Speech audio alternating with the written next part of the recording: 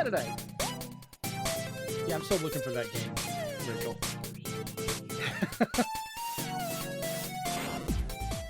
All right, welcome to episode 171 of the Zenspath Entertainment Network Podcast. I'm your host, Jeremy Powers, and joining me this week, we're basically having a Nerd Edification Hour reunion once more.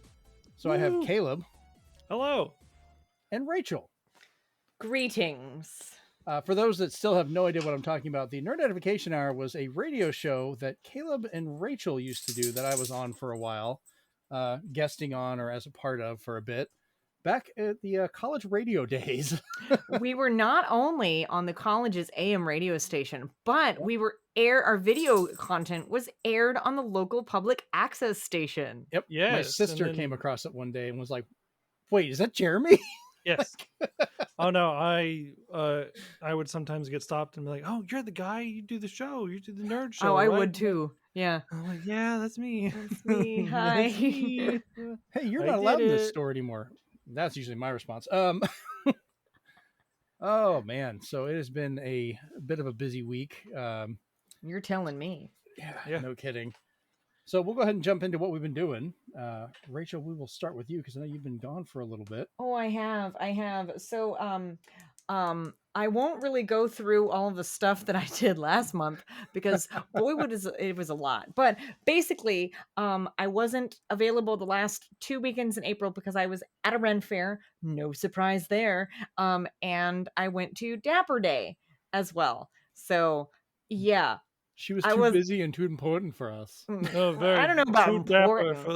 I don't know about important, podcast. but Woo-hoo. busy maybe. But now I'm back. The month of May, though it is very busy at work, which I will leave it at that. It is not so busy in my personal time. So I'm here. I can do things with an amazing. I've noticed it earlier. I meant to say something. Your shirt is covered in dice. And I love it. It's not a shirt; it's a dress, and it has pockets. But I can't get it because I was like, "Oh, I like that dress shirt. with It's pockets." green. Yes, and this pocket can fit a whole 2 liter of soda in it. By the way, yeah. Don't you mean 2 liters of dice? Exactly. So pocket dice. Oh, I forgot to grab my comics. Anyway, I went to Free Comic Book Day. Happy Free Comic Book Day, guys. Did you guys go to the local comic store and get your free comics? I did not. I forgot it was today. How dare you, Jeremy? I had other important things. There was free comic book stuff. There was all that crazy Star Wars stuff going on downtown. Hey, I missed that too because we were watching a movie yesterday when I found out. Shame on you. Hey, I introduced a small child to Nintendo Switch and playing games. I'll explain that in a little bit. Okay, that you're forgiven. You're forgiven. It's okay. All I was seeing was I'm pictures. here to spread the good word of our Lord and Savior Nintendo. And Smash Shigeru Brothers. Miyamoto. Here you go. Yeah. But anyway, I got some cool ones. There was an Archie Comics one that I did not get, but I got 2 like horror anthologies. Or no, 3 of them. 3 horror things. Oh. And then a Powerpuff Girls and Thundercats crossover.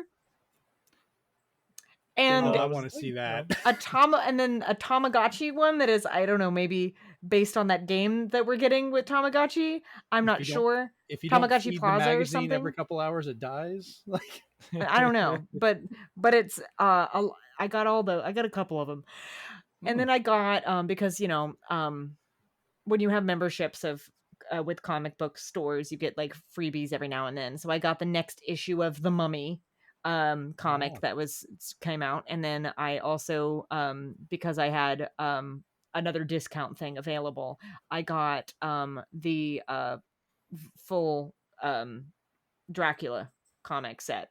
It's a single volume. It's just it's not an omnibus, but it's a hardback. So I got that, and that was fun. And I also ate my lunch while I was there because I stopped off and got some lunch.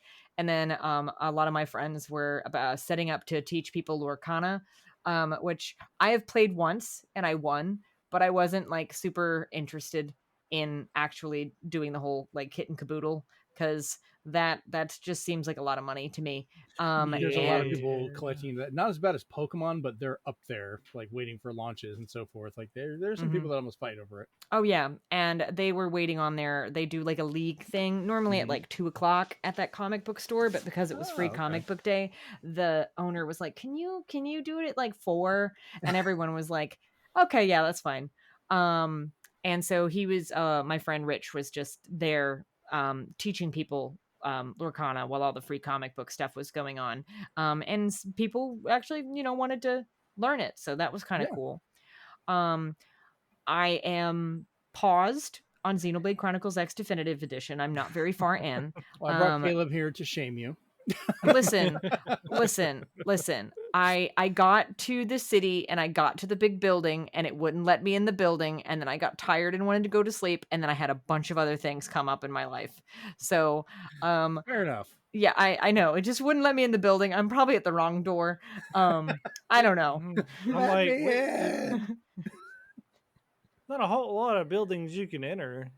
There's one that's like very. It's the headquarters. It's like go into the headquarters or whatever. It's like literally the first thing that you do after you get into the city. Yeah, you can go to the Blade base. Otherwise, you like meet everybody at the door. Like you never really go into them. You just kind of find them outside. Yeah, but anyway, it says I'm where I need to be, but I'm not seeing where I need to go, where I need to be. If that makes sense. Just think about it this way: when you get your Switch 2 and you go back and play it, you can be like, Jeremy or Caleb, where the hell am I? And we can see what you're doing at a low frame rate and guide you. At 2 frames a second. You're like, okay, no, wait, stop. You went too far. Hold on. Why do we think it's going to be a low frame rate? Why are we because that's the way the Nintendo stuff. Yeah, they prioritize keeping everything running well, so the frame rate of what it streams is kind of poor. Interesting. They were at least built-in Discord is like, when you screen share, it's just 2 frames a second. Discord. Maybe it'll improve over time. No, it won't. But I'm actually glad they're at least being honest about it and upfront, not saying like it runs flawlessly and then we get it and it's running rough. Listen, I'm fine. I'm fine if we can talk to each other and the audio quality is fine. I don't need to see what other people are playing. I don't really care unless I'm like stuck or they're stuck. That's fine. Right. That's the same. We can help you. Yes. But I am playing Expedition 33. Have you guys started playing this? I want to. Oh my god! So good. I've heard good things. It is so good. Like I'm not gonna spoil anything. So here's the story. But how do I describe this? It's sad. Like it starts really sad. But it's so beautiful. But also like I just sat on I streamed it last night and I just wanted to sit on the opening titles menu for like ever because the music is so very good.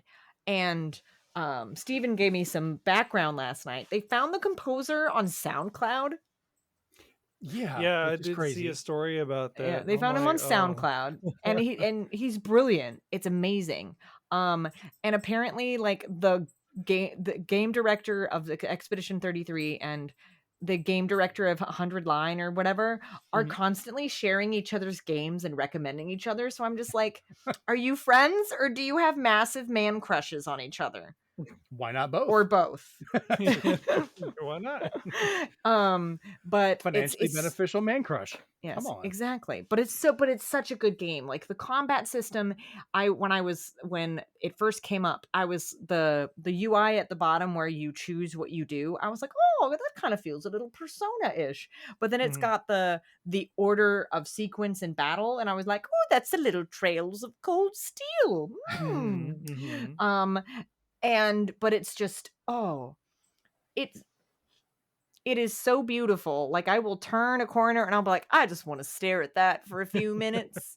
I will say that, the only issue I've had, at least in the very beginning, I'm sure they didn't really care maybe, because it's a really important part of the game, but it comparatively is a small part of the game to the rest of it because of the prologue. There was a lot of like duplicate NPCs in crowds. Like, oh, that is literally the same lady, but with different dress colors. And that is just something that, nobody would care like maybe 15 years ago. But I noticed that because this game is like graphically awesome. Like it looks really cool and there's a lot of cool stuff that they have going on, but the NPC choice for like the background NPCs, I was like, I don't know why you made that decision, but everything else, no complaints, zero complaints. The parry and dodge, whether you are like 100% successful and really good at it, is kind of optional, but it does help you to get good at it. I'm still getting there. I'm not great, but the if you, I'm not going to spoil this, but but I'm going to give you a hint, Jeremy and Caleb. Before you look at everything and talk to everyone during the prologue. And the only hint that I'm going to give you is trash cans. Trash cans. Ooh. Oh, you always check trash cans. That's where the best food is. Yeah. Yeah. If Pokemon has taught me anything, it's always check the trash cans. Trash cans. The one trash can you miss will have something in it. I'm not going to give any more context to that, but that's it. But game is beautiful. I'm in the very beginning of chapter 1. It's got some blood and gore in it for sure. It can be very violent, and the main character Gustav is voiced by Charlie Cox. Yep, Daredevil. And I did not know that at all until someone in my chat like pointed it out to me, and I was like, "What? I didn't even recognize his voice. Like I've never heard him like sound the way that he sounds in this game." So, okay. But yeah, I'm really enjoying it. And I'll probably, possibly stream that again on Sunday tomorrow. We'll see. Okay. And I finished reading Titan's Curse as part of my Percy Jackson reread. And I'm now reading The House in the Cerulean Sea and by TJ Klune, and then Emily Wilde's Encyclopedia of Fairies by Heather Fawcett. And I'm still slowly making my way through High Voltage by Chris and Jen Sugden. Love it. It's an ebook, so I just read it whenever I'm in line at a theme park waiting for a ride. That is the best place to read your Kindle. And I also got a bunch of board games and books today that I went to the used bookstores. Do you guys play a lot of board games? Actually, yes. I haven't, surprisingly so, because we need to have more game nights and get people over. But we did. I still remember playing Secret Hitler at your house. That was great. I miss playing that with people because it's just, I guess politically now it's kind of sad, but still, it's may not be as funny now. I mean, it would probably still be just as funny. Now you're just playing it and you're like, this is kind of too real now. Yeah. It's not. But we'll blatantly say who it is and then do nothing about it. I got yeah, that's how we feel. I got a game called Relic Runners. It's very like adventure exploration kind of thing, like think like Indiana Jones type. But when I opened it up, whoever like sold this game, I don't know if they like picked it up at a yard sale on the cheap and then decided to sell it there because they had no use for it. The little like cardboard cutout things that you put the game together, like they were still in their cardboard like sheets that they had not been popped out yet. Yeah. And this was like a really cool looking game. I also got the Jungle Cruise adventure game, which is exactly what it sounds like. And that had been on my list for a while. Is it Disney themed or is it just that general thing? Oh, it's Disney. Yeah, it's Disney. Is The Rock in the board game? Can you play as The Rock, or do you meet him? It's more based off the park ride, but good thought. Can you use an actual rock as a piece? You could, probably. You'd have to find a really nice pebble, though. Well, then does the board game tell corny jokes about probably? No, but this show... Okay. As part of the cards, but I didn't like look at the information much on the cards as I was checking to make sure all the pieces were in the box after I bought it. I also got a game called Tiki Topple, which is a tactical like tiki moving up and down it's hard to explain, but it's tactical and it involves tikis, and I just liked the way it sounded, so I got that. And there's also really I cool love that. birds. It's hard to explain. It's just tactical. I'm like, Yeah. And Caleb, you're gonna love this. Okay. I got a game called Pokemon Labyrinth. Oh yeah, I've seen What? that actually. I haven't delved into the buying it, but It's very good. Jeremy, look it up. I'm pretty sure you and the fam would actually like this. It's a 4-player game, and it's not super hard, but it's not like stupid simple. It's got some strategery involved. oh, it's not But super expensive either. yeah, it's not bad. Like About $30 ish. I picked it up for 12. So That's a I good was deal. really, really happy with that. But I also got another game called Unreal Estate, which is about building like estates and houses, like building certain buildings using different cards, based on the recommendations of like a housing like community or something like that. But it's all like fairy tale based. Ooh. And it's a really small box, and it's got a full game in it, but the game says it's only about 15 to 20 minutes long, which I don't believe for a second. And then the last thing I got was I got a copy of Chocobo's Crystal Hunt. Really? I'd never heard of that one. I didn't know that existed, but that sounds adorable. Yeah, it's a card game. It's been out for a while. I'm with you on. I'm locked in. Okay, Yeah. tell me more. I've been it's all about helping chocobos find crystals. Cute. That's it. Very Final Fantasy. Yes, 100%. But yeah. And that's what I got for that. And then I got a couple of just a few books, not nothing like super like woo like crazy hard to find. Like I got the first 2 books in the Silver Ring trilogy by Kenneth Oppel, so Airborne and Skybreaker. The first book in the Immortal Nicholas Flamel series, and then a collection of short stories by Susanna Clark, and that she wrote the Jonathan Strange and Mr. Norrell book that was also a TV series. So, and that's what I've done. That's what I've been up to. Lots of books and board games and Expedition 33 and listening and absolutely rocking out to the new Ghost album, Skeleton. That's all I've been doing. Nice. I thought I saw something about Ghosts in my So music Caleb, thing. what you been up to? Well, I've also been trying to play Xenoblade, just trying to squeeze it in here and there. I think I'm about 60 plus hours in.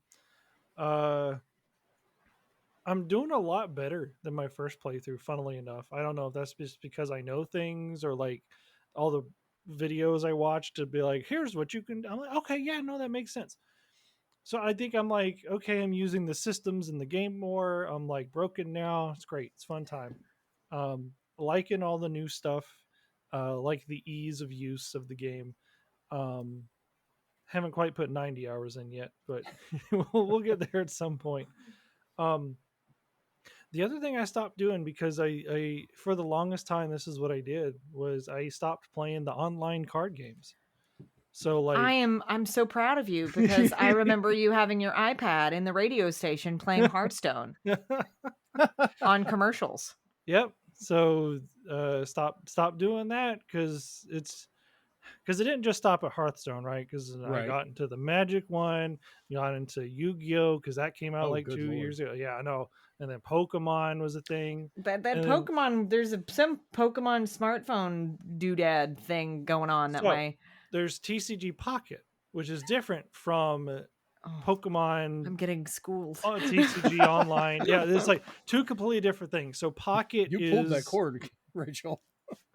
All I know is that my friend Jonathan opens card packs on his phone in between games at board game night, and I'm like, what are you doing? And he's like, card packs, and I was like, he's playing Pocket, which arguably is probably more predatory than the normal one, because at least he hasn't spent a dime on it, so I'm like, good for you. Well, that's good though, because like the normal one is technically completely free to play, but it's the one that takes the real world card pack. So like Whenever you open like a real Oh. pack, you get that little Thingy, scanner, and you or can scan it in. Okay. Right. Okay.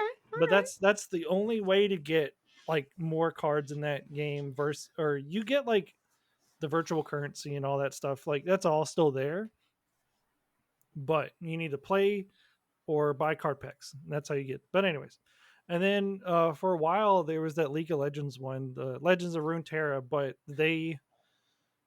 I don't know, they dropped the ball at some point, and it's like we're only going to focus on our single player campaign in that game because no one's buying our cosmetics for this. And so, but I recently, just because of something we'll talk about later, life changes coming up, I've decided to kind of step away, and I'm ready to like not have to sit there and grind for 4 hours a day trying to complete all the quests and everything. And I'm just getting salty at it, so I'm done with it all. Been playing some proud of you. Digimon. Thank you. Been playing some Digimon fan games. Those are really fun. There's like a Digimon Rumble Arena fan game that's really good. It's and then there's like another one. It's like Digital Tamers 2. It's really fun. If you're into Digimon like me, and I had a whole adventure trying to upgrade my computer's graphics card. Wow. Like, so to even find the right one, because I'm like, okay, do I want to, but also like, I don't want to go broke. I just want the price, and I just wanted to be. So first off, what did you go from and to? So apparently, I've been coasting, and you're all gonna laugh, or at least Jeremy, maybe you will, on a 1070 this entire time. My old computer is a 1070 Ti, so I think I have like mine has a 2.0 in it or something. So you have a 20 series. So yours would be technically better than what I had. My current computer is a 4070 Ti now. Or I don't remember. I actually don't remember. I got this PC I think in 2021 when my old PC died after seven strong good years of coasting without a graphics card because I had the Ferrari of motherboards. Is that possible? Yes, it was very possible. You could play Sea of Thieves on a potato. It was fine. Wow. But anyways, continue, Caleb. No, you're good. I found a 3060. So I got that, and I got a pretty good deal on it. 2080. So then my headphones started going out. I had some really old HyperX headset headphones, so I literally got these today. So these things are new. Oh, so you get to break them in for the show. There you go. Yeah, I know. See, I wish I could wear over the ear whatever you guys are wearing, but my ears don't like them. It makes my ears get too hot, and then I get mad. I'm the opposite. Like I can wear in ear, but only for a short amount of time. It makes the inside of my ears itch. Like it bugs the crap out of me after a while. I'm really liking. I wish they did these wired because I would use them for this kind of thing. But I have the over the ear that sits on top of the ear, but it's not in the ear. Headphones like they sold on TikTok. So what's cool about this is actually, I don't know if you can see, there's a little band that you can adjust and it'll kind of support your head to where like these aren't going to sit on your head or on your ears. So it kind of lifts them up. It's very comfortable, actually. That is interesting. Yeah. I wish I only have one headset, and it actually came from the radio station at the college when they were doing a clean out. Of course, they just gave stuff away or sold stuff as part of the garage sale, yard sale thing that they did. And I got like 3 or 4 like radio quality headsets out of it, and I still have one. So nice. I also have a mouse that has one of the big like red ball. It doesn't move around. It's a we have a bunch of those at work. I have one of those, and it was is some very useful with Photoshop sometimes. So I can see that. Yeah. But yeah, so that was just a whole adventure that put way too much money in, and I'm now sad. But but you have a good graphics card. But now I can play Jedi Fallen Order, and it looks really good, and I can finally play it without my computer trying to kill itself. It's great. I just play those kind of things on consoles. See, that's what a smart person would do, because I also got a PS5, and but I was there when you got your PS5. Why aren't you using that? Because he doesn't want to. Because I got it on sale or something. I'm sure it was one of those Steam sales that I'm like, yes, What did I just do? Fair enough. So yeah, that was a whole thing. And then so speaking about Switch 2 and stuff, I do need a new Switch. Mine is starting to fall apart. It has a crack, even though I've taken really good care of it. I don't even know how it got like that. Maybe somebody stepped on it, not me. But I'm holding out hope and I'm praying every day. I know that's not how prayer works, but I'm praying for a Metroid 3 themed Switch 2. If that would be I don't great. think it's I gonna know it's happen for a unlikely. while. No, but Caleb, It's the worst Caleb, time. you need to consider everything else that's going on right now. We're not going to get that. No. So See, I know that too, and I did. I told my wife, and I told Dana, I was like, I think a lot of people are buying a Switch 2 now to avoid all the tariff stuff. And she kind of looked at me. She's like, "Do you want to just go ahead and pre-order?" I'm like, she gave you the go Listen, wife said yes. That is blanket permission, okay? because when your next little bit of information happens, you have no idea how much things are going to change. Yeah, I think I could still technically pre-order one somehow. But I'll have keep an eye on the various different Nintendo social media people, because they'll post when when they open up pre-orders again, because sometimes Target will just randomly be like, yeah, okay, and sometimes Walmart will be like, yeah, okay. Caleb, my good friend, do I need to pull some strings to get you a pre-order? I'm pretty sure I could do it. Maybe if not a pre-order, maybe a day one release. So I will do what I don't can. think they're gonna do a themed console because they already that's what because right now, being realistic with the way the market's going, all the ones from the US are being made in Vietnam, and they are pushing out as many as they can from that one production run, which is why we have no variations on these whatsoever. They are all the exact same system. The only difference they have is the one in Japan, and that's a software difference, not a hardware difference. So they're going to be just pumping them out as they. That's why we're not even getting different colored Joy-Cons. If you notice, even that is exactly the same across the board. The only variations is software being included, which does not affect the hardware. I don't see us getting a special release in the United States for at least almost a year. I don't think we're going to get one. Maybe a holiday version if things calm down, but we have no idea how that's going to go. And even then, we're going to have to recuperate and fix from all that. Yeah. So I was also really just hoping, even if they didn't, maybe I would want to get one around the time Metroid got here. But I also don't know what. And that's fair. We don't know like the date. Time. Yeah, and I get that. I get that point. Because I would love to play Donkey Kong. I don't really care about that much. Caleb, you'll be missing out. Oh gosh. Well, I don't really care that much about Mario Kart. It's fun, but also Donkey Kong looks really good. But I don't know if I would just want to. The thing is, I could play the other Switch games, and also what if Xenoblade runs faster? And Xenoblade runs faster. What if that happens, Caleb? Ah! You can come over and play the Switch 2 at our house. I've already. Anyways, well, now that I have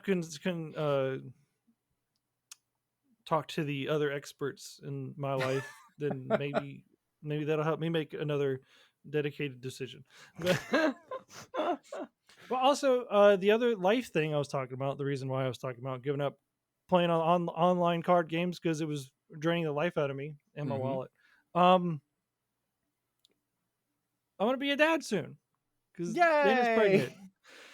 So the joys of fatherhood is just around the corner in about another month, June 8th. So oh wow, it is right after. You might not be awake enough to play a Switch 2. You might be. You're gonna get sleep when you can. Literally, Caleb is gonna be in a recliner. Child sitting here. Child will be asleep. Switch 2. Yeah, with the volume as low as it can go. And so actually, I'm gonna change my saying here, Rachel. Okay. I think you'll agree with me afterwards. Caleb, you should wait for a Switch 2. Okay. Wait for Metroid to come out, because when that kid gets here, from personal experience, 3 times over, I'll tell you right now, you are going to be fighting for any bit of sleep you can get that first little bit, because that child is needy. Yeah, they're fighting for your life. No, they already said he's gonna want to feed and the attention of your wife. You're also going to be fighting for that. So either you're taking care of that kid, or you're taking care of your wife. because you're going to be doing both. That's what. Trust me. Yeah. You're gonna so- be in your kitchen at 2:00 in the morning making pudding. Oh yeah. I'm. Stu, why are you making pudding? I've lost control of my life. You're going to be coddling a baby. You're going to be changing the diapers. You're going to be making bottles. You're going to be doing all Okay, so it's kinds of- either gonna be that or the baby will sleep just like a normal person. not for That's like 3 either- or 4 months minimum. It- I'm telling you now. No. Listen, it's either one or the other. There's no in between. My friend's kid, literally, baby goes in crib, baby sleeps. Yeah, the first little while they're gonna need to eat every so often. Yeah, and they're every going 3 to try hours and they tell said you. you gotta Mhm. feed them. Usually, it takes a couple of months before you start getting any lengthy periods of time, Mhm. and you'll pick up your schedule of when you can get sleep, and you're gonna get it when you can. Sleep Okay. when the baby is sleeping. Oh I yes, had, absolutely. I had literally had to. So the only reason I know what I do because reasons. My mother was a neonatal care nurse. So she Mhm. taught childbirth classes. She helped deliver babies. She held little anencephalic babies and stuff when they were in the hospital. She took care of lots of babies. She was the baby lady. She was the baby whisperer at school and at church. So I just have all this information about children in my head. And it's sleep when the baby sleeps. I had to explain that to a friend. They're like, well, what if they wake up? And I'm like, trust me, the crying will wake you up. Go to sleep if the baby is sleeping. Sleep in the same room if you are that, Part worried of the about it. plan is definitely if one of us needs more sleep than the other, we can just go to the living room or something and Mhm. do that. So it's Yep. just do it in shifts. Yeah. Like we've got a soft plan, but yeah, like of course, the Switch 2 would come out near the time that he's supposed to arrive in the world. That's just my luck. I thought Metroid would have come out like the day before. What 'cause day? That's how it's worked before. What day does Switch 2 come out? June like 5th. 5th, yeah. And Comes out what like a couple days before. what is your sweet Babs due date? The 8th? June 8th. What if they're born on the day that the Switch 2 comes out? That's the problem too. Because I don't know if you guys heard this story because Metroid Dread came out 2 days before my first anniversary. And I said this is gonna be a running theme throughout the entirety of the rest of my life. Is Metroid's gonna coincide with something else? I'm gonna lose my mind. You manifested this for yourself. You realize this, right? You spoke it and the universe heard you and said, all right. Bet, So- Caleb. So outside of that, Caleb, the one piece of advice I will give you as a parent of Mhm. 3 for all of these years, when that child arrives, don't be quiet. Oh yeah, Ever. no. Live your no. life. Use your vacuum. Do Yep. everything you normally do so the child adjusts to that sound. Because I've seen people that made this mistake and they're like, oh, we got to be quiet. The baby's asleep. And then that kid wakes up at any noise. Like you can't do anything because it wakes them up. I know No, because get them used to it. They don't care. I'm that child. I can't sleep through anything. I'm the lightest sleeper that has ever existed. Whereas Dana is not. She could sleep through a freight train. Yeah, Now, my the house only could thing explode that- and I would sleep through it probably. Yeah. It depends. I'm about as useful as a boulder when I'm asleep. I literally turn into dead weight. 3 people have to lift me up. Oh, wow. Gravity increases. I don't know. But Gravity increase. but I can sleep through quite a bit myself. You just like Cat from Gravity Rush. You just equip Yes, the Mars. that's exactly it. That Well, not also, Mars. The Jupiter equipment or whatever. it is. if your family is ever busy and you just need a break and someone to watch the kid, let me know. I've always wanted to be a good uncle, and Oh, I have experience with children. I can come over and hang out with kids. You guys can get out or sleep or something. well, thank you. I'm fine I with appreciate that. that. I greatly appreciate it. I'm there in spirit. Rachel would do it, but it's a bit of a drive for her. Yeah, I would. I'm there in spirit, and I'm there Well, as you would, actually, as Rachel. moral support. We're just gonna And- show up to where you live and just here you go, and then just run off. You're gonna be like, what? Here, take the baby, and I Take just it be now. like, I have no idea what to do with this. Okay. Yeah. So, like I said, and which is great that you've got like a lot of family around you and everything. So that's why I haven't been too much like, well, here's what I did, here's how that goes, trying to help out. But I am here if there's ever a question. So Well, thank you. my kids are all still alive. Hell, Yeah. and coming up in the next week, Jennifer turns 21. Wow. And John turns 20 in a couple of days. And Jeremy later this year turns 25. You're making me feel old. Goodness. How do I you remember think them I whenever. feel? I made them. I partially made them. I'm knocking everything over. All right. So we'll go ahead and move on. Then I'll jump into what I've been doing real quick, and then we'll talk about the news. So Thunderbolts. I went and saw it last night with Amanda and Jennifer. Jennifer surprisingly loved it, by the way. Like she was all into it. I like the movie. I've a lot of people, like, oh, the MCU is back, and I'm like, okay, I hate when people talk about that. Like, if you don't like a certain movie, fine. Oh, I just heard something, but I wasn't sure what it was. Anyways, if you're not liking the movie, that's great, whatever. But just, I get tired of that whole "it's back" thing. Like, it never went away. Like, you just enjoy the damn movies. They're good. It's just it's here. It'll probably be here for the next 10 years or however long they can go for. So, but yeah, I've heard good things about it, at least on my end. 2 after credits, just so you're aware. Okay. The first one is funny. I kind of saw it coming, but I'm glad they did it. The second one, everybody in the theater gasped and people cheered because even I didn't see that coming. And that's all I'm saying about that shit. I ain't saying anything else beyond it. Okay. Do I have to have? Is there any required viewing for this? Probably. I heard you have to watch the Falcon Winter Soldier. I've seen that. A little bit of the new Captain America. I have not seen that. Is it on streaming yet? I don't know. But it's only like a short mention as part of it. Like, I like how the connections I want to see Harrison Ford be Red Hulk, so I'll see it. It's worth it. Oh, I'm sure he did. That man likes to be angry when he can. So the nice thing is, and I've tried to explain this to people before, like, I know they want the MCU to be like comic books. And what you have to understand is comic books and these movies are made that not everybody watches everything. You watch the ones that interest you. You pick up stuff online that, you want to fill in the gaps or talk to people, and you just kind of enjoy it, which is fine. If you go in blind, you will still understand the general of what's going on with most of the characters. You get some fill in of background, like if you watched Hawkeye or the Black Widow movie, which I like that one as well. But it's not necessary. They give you a good understanding of, all the different characters and their backgrounds and stuff. So, but beyond that, I've become a walking Nintendo commercial, as I usually am, either by like, we talked about last episode of me randomly talking to a guy in an airport, which led to basically a Smash Brothers tournament playing with this dude, who's on our Discord. We talk to him now on occasion.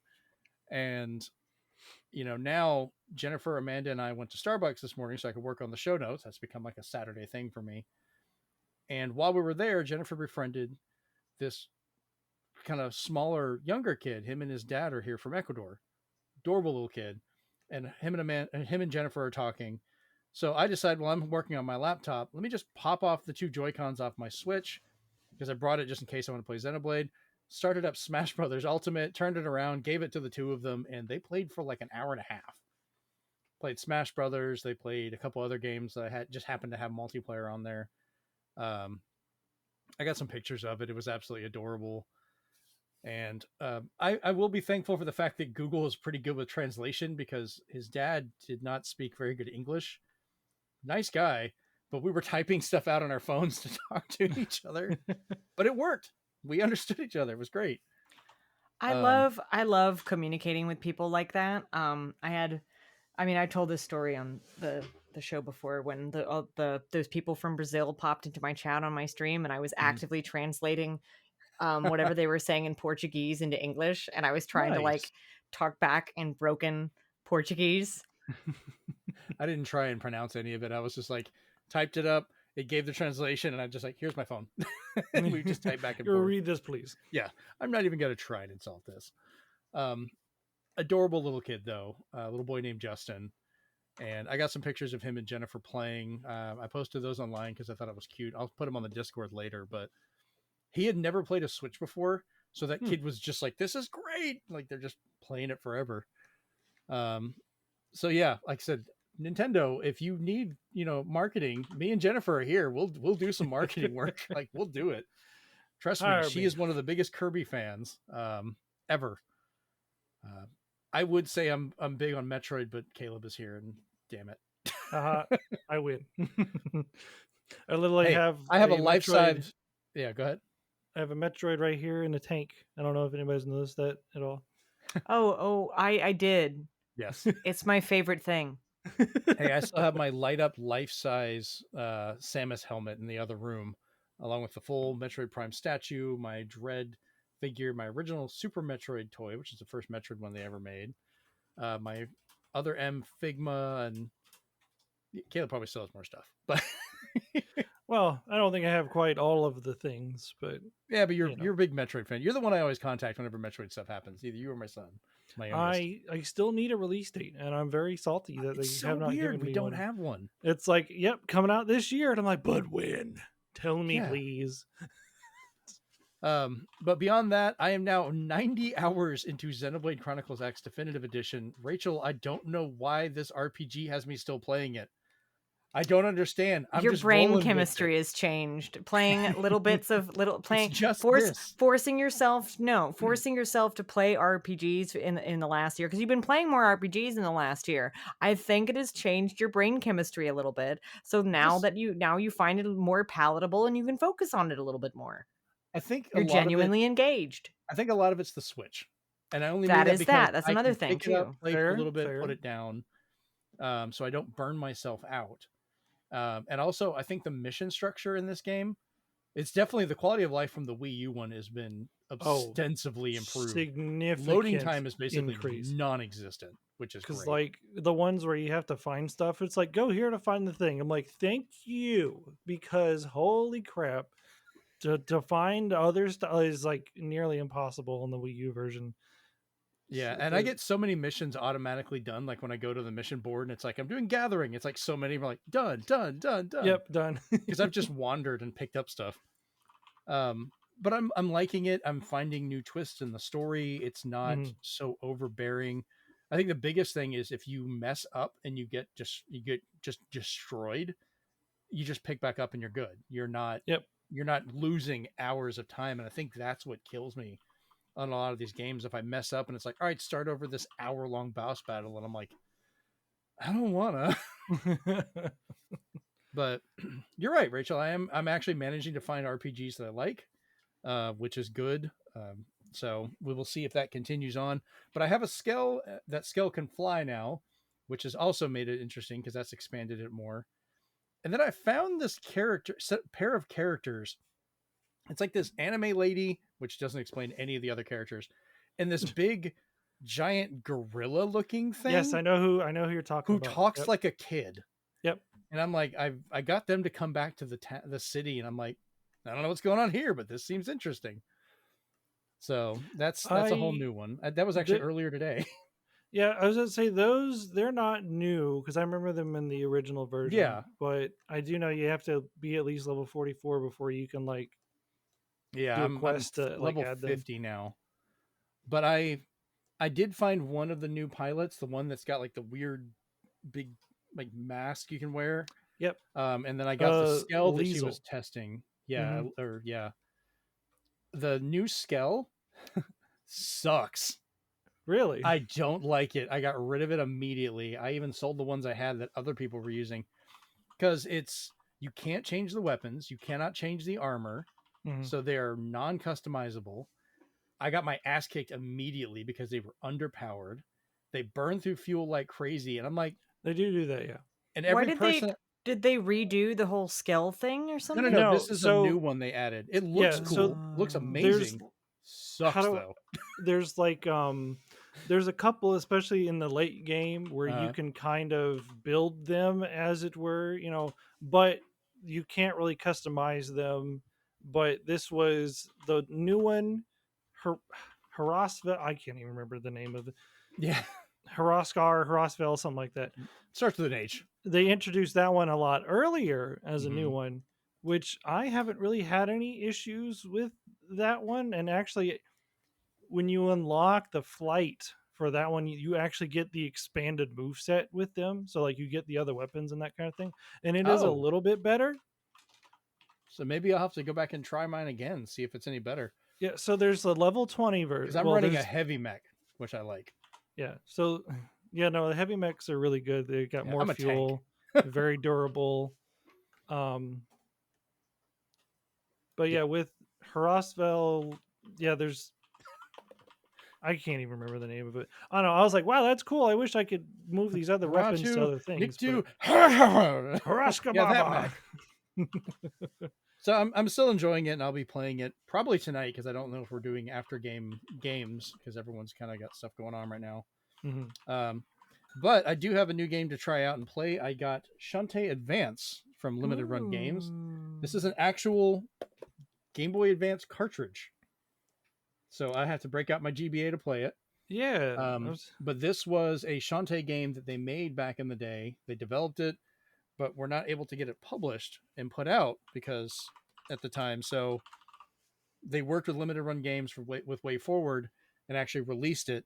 There's been some people saying they're having issues with their cartridges with the quality of it. Mine looks great. I'm going to open it just out of curiosity to look at the inside, but I'm going to play it before Jennifer finds out I have it because then she's going to take it.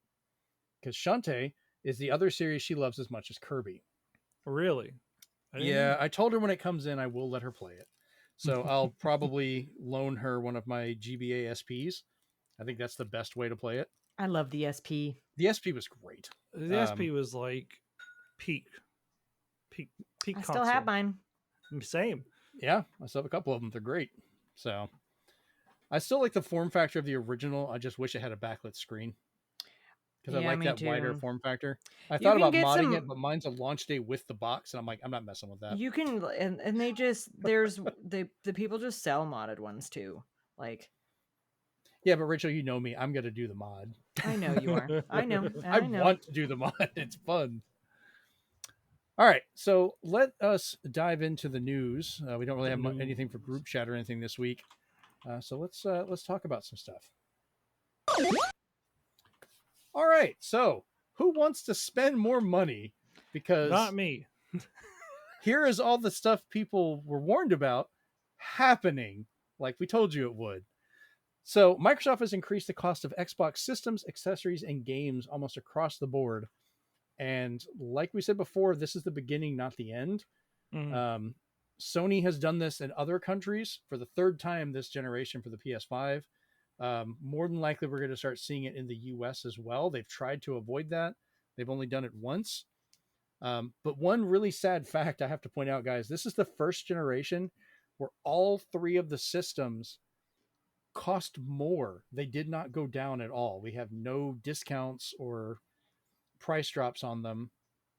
The Switch stayed the same price as its original, but they kind of added more stuff to try and balance it out, but the cost never went down. Xbox is going up like we're about to talk about, and PlayStation's gone up a few times as well. So it's going to be an expensive time in gaming. So the Series S, both models have gone up $80. So it's from $379 or $379.99 from $299.99, and then $429.99 from $349.99, which is crazy. Both of the Series X, both the digital and the regular, have gone up $100, from going from $449 to $549 and $499 to $599. So the Series X costs currently about the same as a PS5 Pro, at least in the US.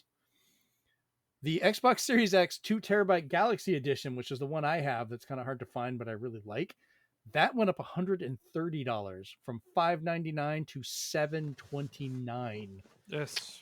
Oh, electronic manufacturing costs went up for reasons. Well, the biggest problem, almost all of Microsoft's stuff is made at Foxconn, which is only in China. So they're being hit with 149% tariff and then some right now. most of the controllers have gone up $10, with the Xbox Series X or the Elite Wireless Controller Series 2, the full version with all the stuff, went up $20 from $179.99 to $199.99. The stereo headsets up to $64.99, and the wireless headset went up $10 from $109 to $119. So all y'all people better be glad that Nintendo only raised the prices of the accessories for now. Yeah, my amiibos are costing me, but good God. So one thing I kind of noticed, and this is, I'm not going to point this out to Microsoft, but and Rachel, you'll probably get this because this is some GameStop talk. GameStop immediately raised the price of the pre-owned systems they already have by $100. Wow. With stock they already own that does not get covered by any of this stuff. I get adjusting the price for things, but that's just greedy as hell to me. And I mean, it's GameStop, I get it. But so that is not just a GameStop thing either. Well, but no, other retailers out there, not just for like electronics and stuff like that. Especially and I hate this. Import items, like import stores, like Asian markets. Yeah. There's a bunch of them down here that are already like upping the cost of stock and of items of stock that they already have Right. here that they're not having to import. Part of that is because for stuff like that, they're raising it now to be able to cover import costs in the future, so they have a Right. little more wiggle room. So that's more understandable. But items that are pre-owned that you're getting in on trade from people who live here that you're not having to import, you don't have any overhead, you don't have any importing that you're doing unless like you have to pay it because you're importing stuff from Microsoft. So you've now raised the price of a pre-owned console to cover more of your cost for new items. It's bizarre. Yeah, I mean, I saw a guy it's today. Okay. It's just growing pains. There was a guy that came in today at the GameStop locally who they were coming in to trade in some stuff to get a Series X. His kids have been wanting to get it, so they're selling some of their stuff just to find out it went up $100 since yesterday. And he's like, what do you mean? Like, we just saw the price. Like, yesterday it was this. That now is it's here. Quite insane, though. But on the flip side, and I didn't say anything to him at the time, but like Walmart across the street, they are keeping the price at its current amount while their current stock lasts. So they did not. So like a brand new one's $100 cheaper across the street, and I'm like, I'm shocked actually right now. Yeah, with that. so it's hit or miss. Walmart. Like if you need to get a Series X or some of the other systems, look before you just buy it. Yeah, don't do some assume the research. higher cost because that is not going to work right now. Because you could find it a little bit cheaper. Sorry, someone was coming into the game room. Anyways, so I'm curious how this is going to be. Microsoft ended up doing this worldwide, not just in certain countries, because, and this is kind of happening with a few other companies as well, they're trying to spread out the damage. So they're not putting the whole brunt of it on us, even though this is our damn fault as a country. Not me. I didn't vote for his ass. And then, but they're, everyone else is now feeling a brunt as they're trying to bring that up. So they don't put 150%, amount on the Series X, because that would put it well over $1,000 easy. And that was kind of a concern for some of the stuff. And I think a lot of these companies are they're doing the best that they can and trying to do, most of them are trying to do as right as they can for the consumers as they can. Unfortunately, there's only so much that they can do because they have to cover themselves. For now, they have to do that in order to survive the situation, so that they will still be around when the situation eventually resolves itself. So, I always say to people with this kind of stuff, especially when it comes to electronics and technology and all of that, be patient. It is a constantly evolving thing. Who knows what'll happen 2 months from now? We don't know what happened next week. It's been we don't know. It's been ridiculous. We don't know Well, it's There we very go. fly by the seat of our pants right now. Mhm. So my recommendation to you guys, everybody listening that is wanting to buy consoles or anything like that, wait unless you need to have this console because you're or a console of some kind because you're a full-time streamer and that's literally your livelihood and you could take it out as a business expense on your taxes. Mhm. Don't just wait. Just wait if you can. On the flip side of that, though, if you do find one at the current price and you're considering it, you might want to go ahead and just Yeah. do it. Yeah, you might want to just do there's that. But yeah if you can't, there's I agree but with Rachel. yeah Wait. yeah It's not wait. it's not a necessity. That being said, Caleb, you need to get a Switch too. That's what go ahead and get it. Got it. All right. Keep jamming it. Because who knows? Now this next bit of news, Yes, this would be good. I want to say this one because I have some commentary on this. Okay, well, let's do it. Okay, so Rockstar, y'all know Rockstar, right? We love Yep, Rockstar, yep. or do we? We don't know. I don't know. I mean, you know. I've been ambivalent for them with them for a while. I did not play the last one. I remember playing Vice good. City. The story on the last one was actually really good. Yeah, but I didn't play it for the story. I played it to drive around and do dumb stuff. So you can do it in 5. exactly.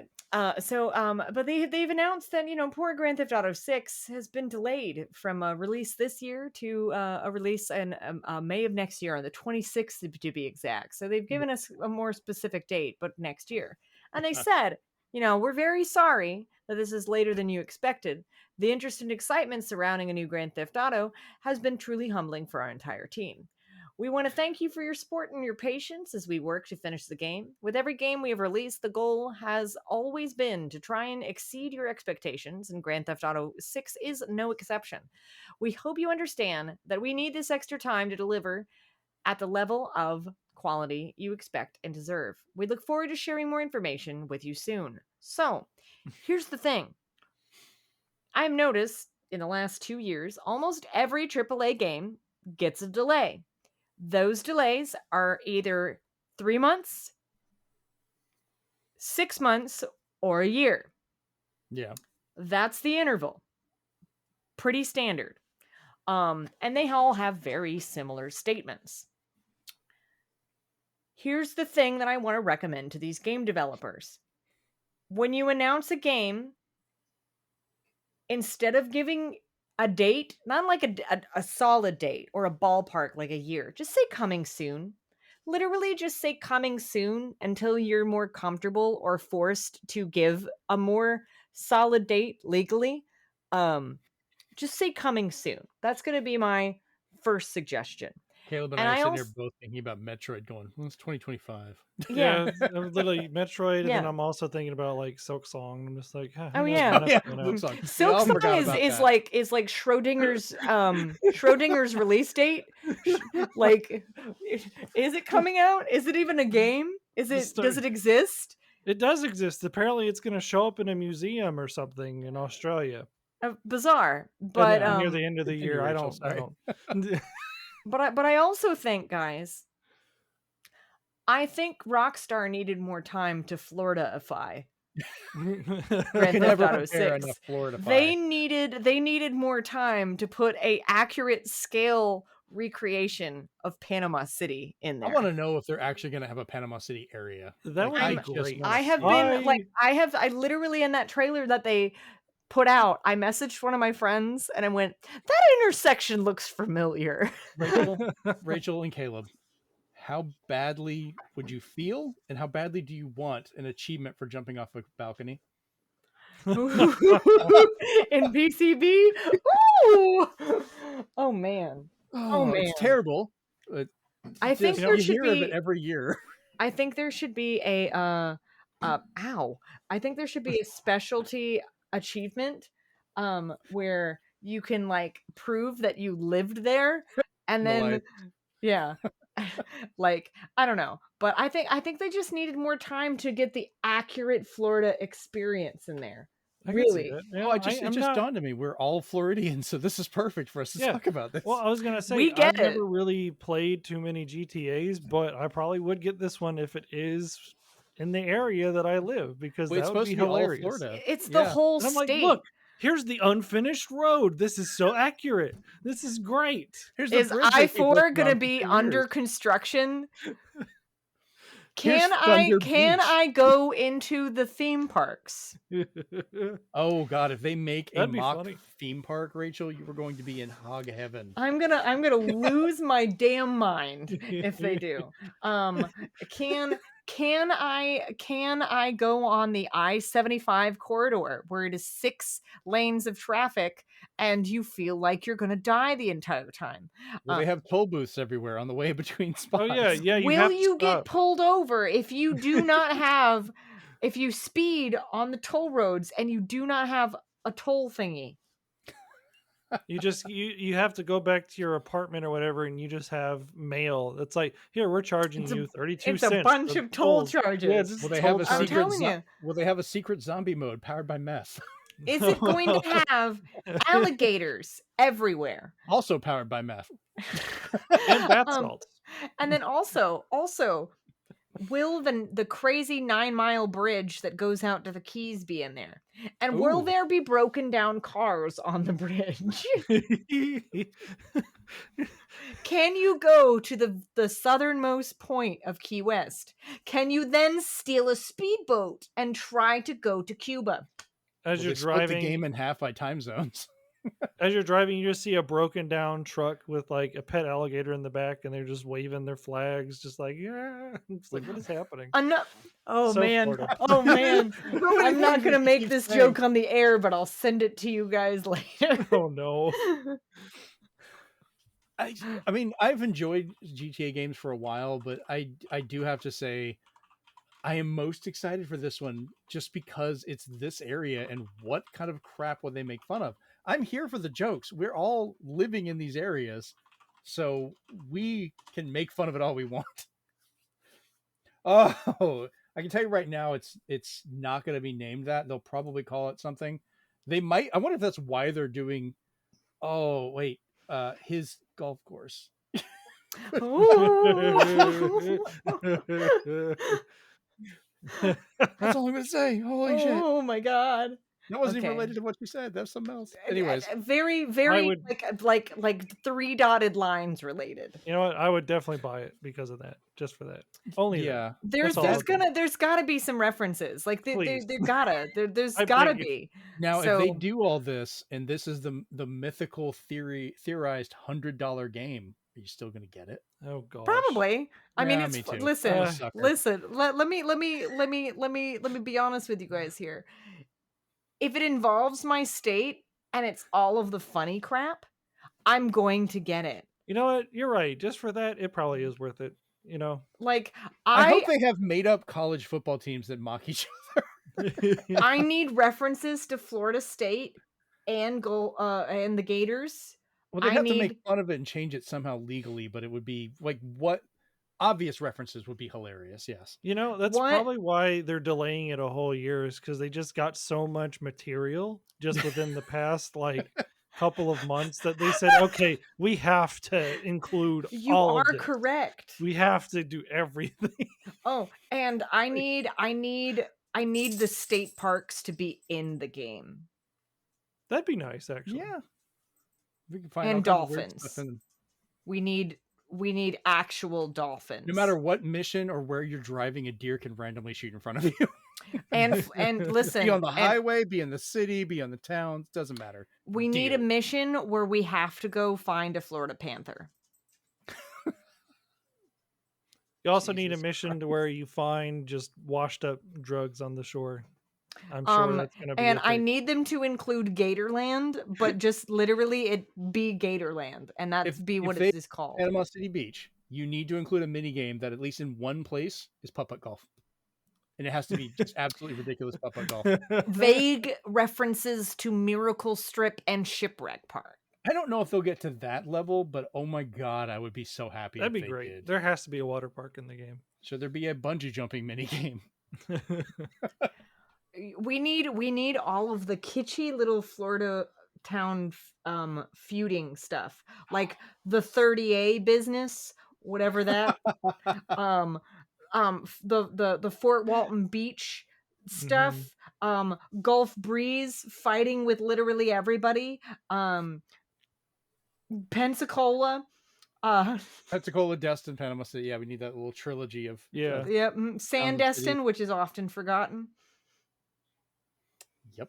Oh, this is gonna be great. Oh, it's gonna be a good time, let me tell you. Okay, so if the 30A section of the game doesn't have literally everybody on their bike going through that place, I don't want to touch it. It's not. I accurate. need Emerald everybody on their Lagasse's bike. house. How many And- people in golf carts do we have to deal with? We need Driving down the road. We need retirement communities that are made of mobile homes, but they're fancy ones. You literally just gave me an idea. There has to be, what's that one? The retirement place in Florida. That has to be a section of the game. Yes. The villages? The villages. That has to be. No, we have to do Rachel, it. Caleb, are we gonna have hurricanes? Oh There my better God. be. It's not accurate if there's not a Drastically- hurricane. There's at gonna least be a every, whole like- there's gonna be a whole chapter of the game that you have to literally prepare for a hurricane. You have to board up your Do a apartment or heist whatever. during a hurricane. Do a heist during a hurricane. Use the hurricane as cover. And wait, choices made Rockstar, earlier we're in the also game. available for marketing and hurricane. Choices made earlier in the game determines what category the hurricane is. Oh no.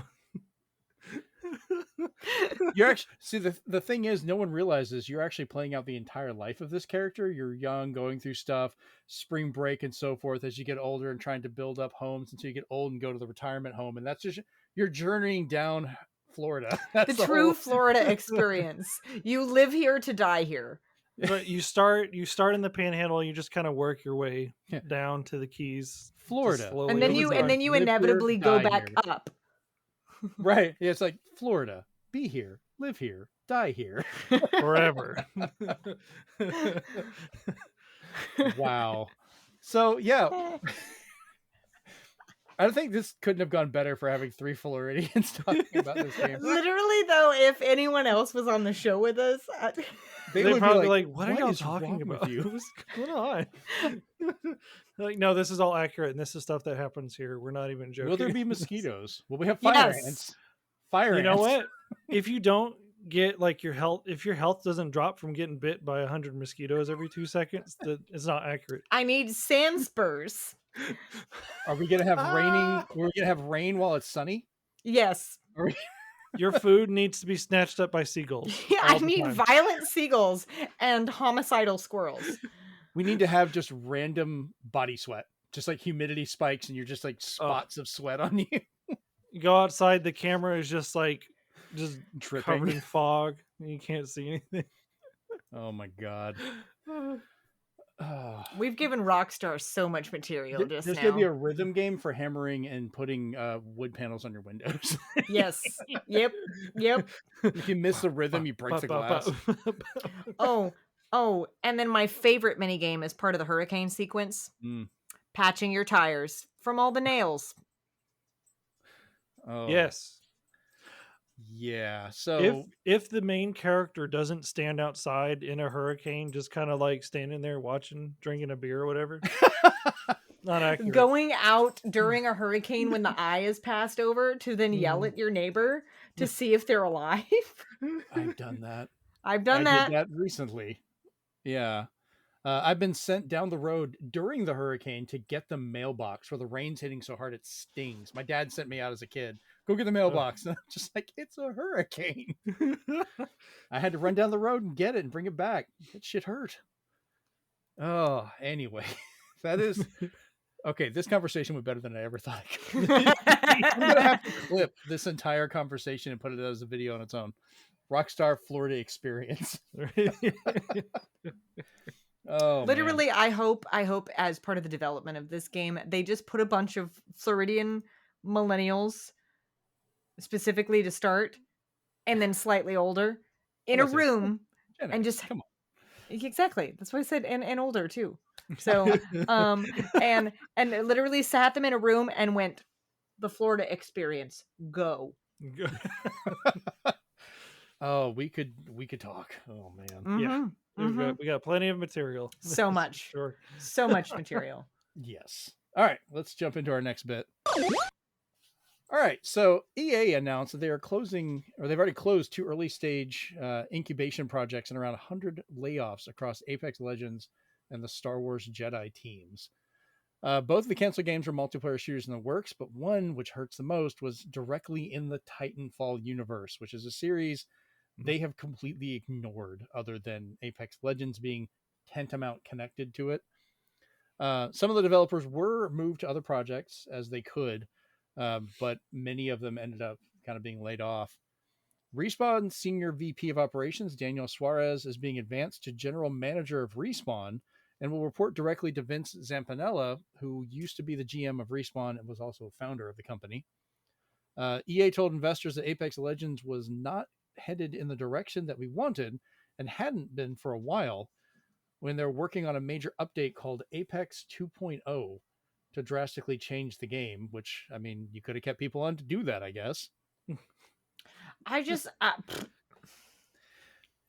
I was just upset because I was like, give me something in Titanfall. Like, I will give you money. You want to charge me $100?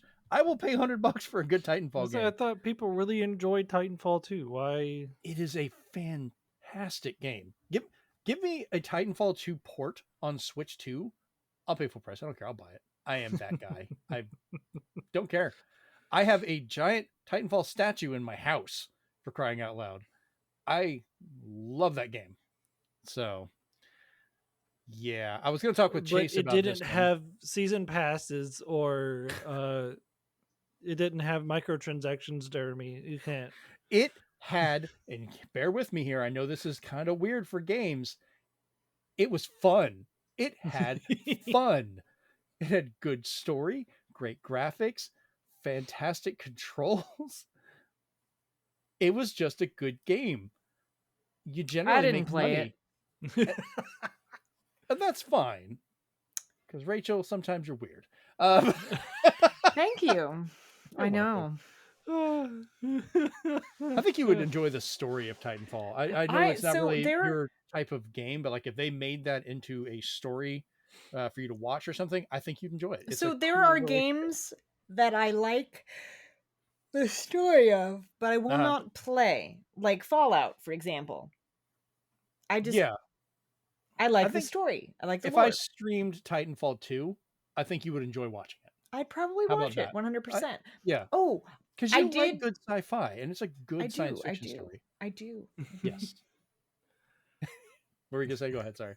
Oh, I was just reminded of, because you mentioned streaming games. I did get Indiana Jones. Yes. Good. Punch Nazis. That's what they're there for. Punch that is what they are there for. I punch them and leave them in a pile and take screenshots, or I leave their bodies in the most embarrassing ways I can. Good for you. That's all Nazis deserve. That's excellent. Yes. Yep. All right, so let's move on here. So another little bit of sad news here. Gaming and technology news website Polygon has been purchased by Valnet. Most of the staff has either left or was laid off the day of the announcement, including editor-in-chief Chris Plant. That's insane, though. Gosh. Yeah, I love Polygon. It's been a site I've been using for years. Valnet made a press release claiming that they purchased Polygon because it's a, quote, premium gaming publication. But then Chris Grant posted, but Valnet literally refused to meet with me or answer a single question of mine throughout the process. They were wildly incurious about how a gaming publication even becomes premium.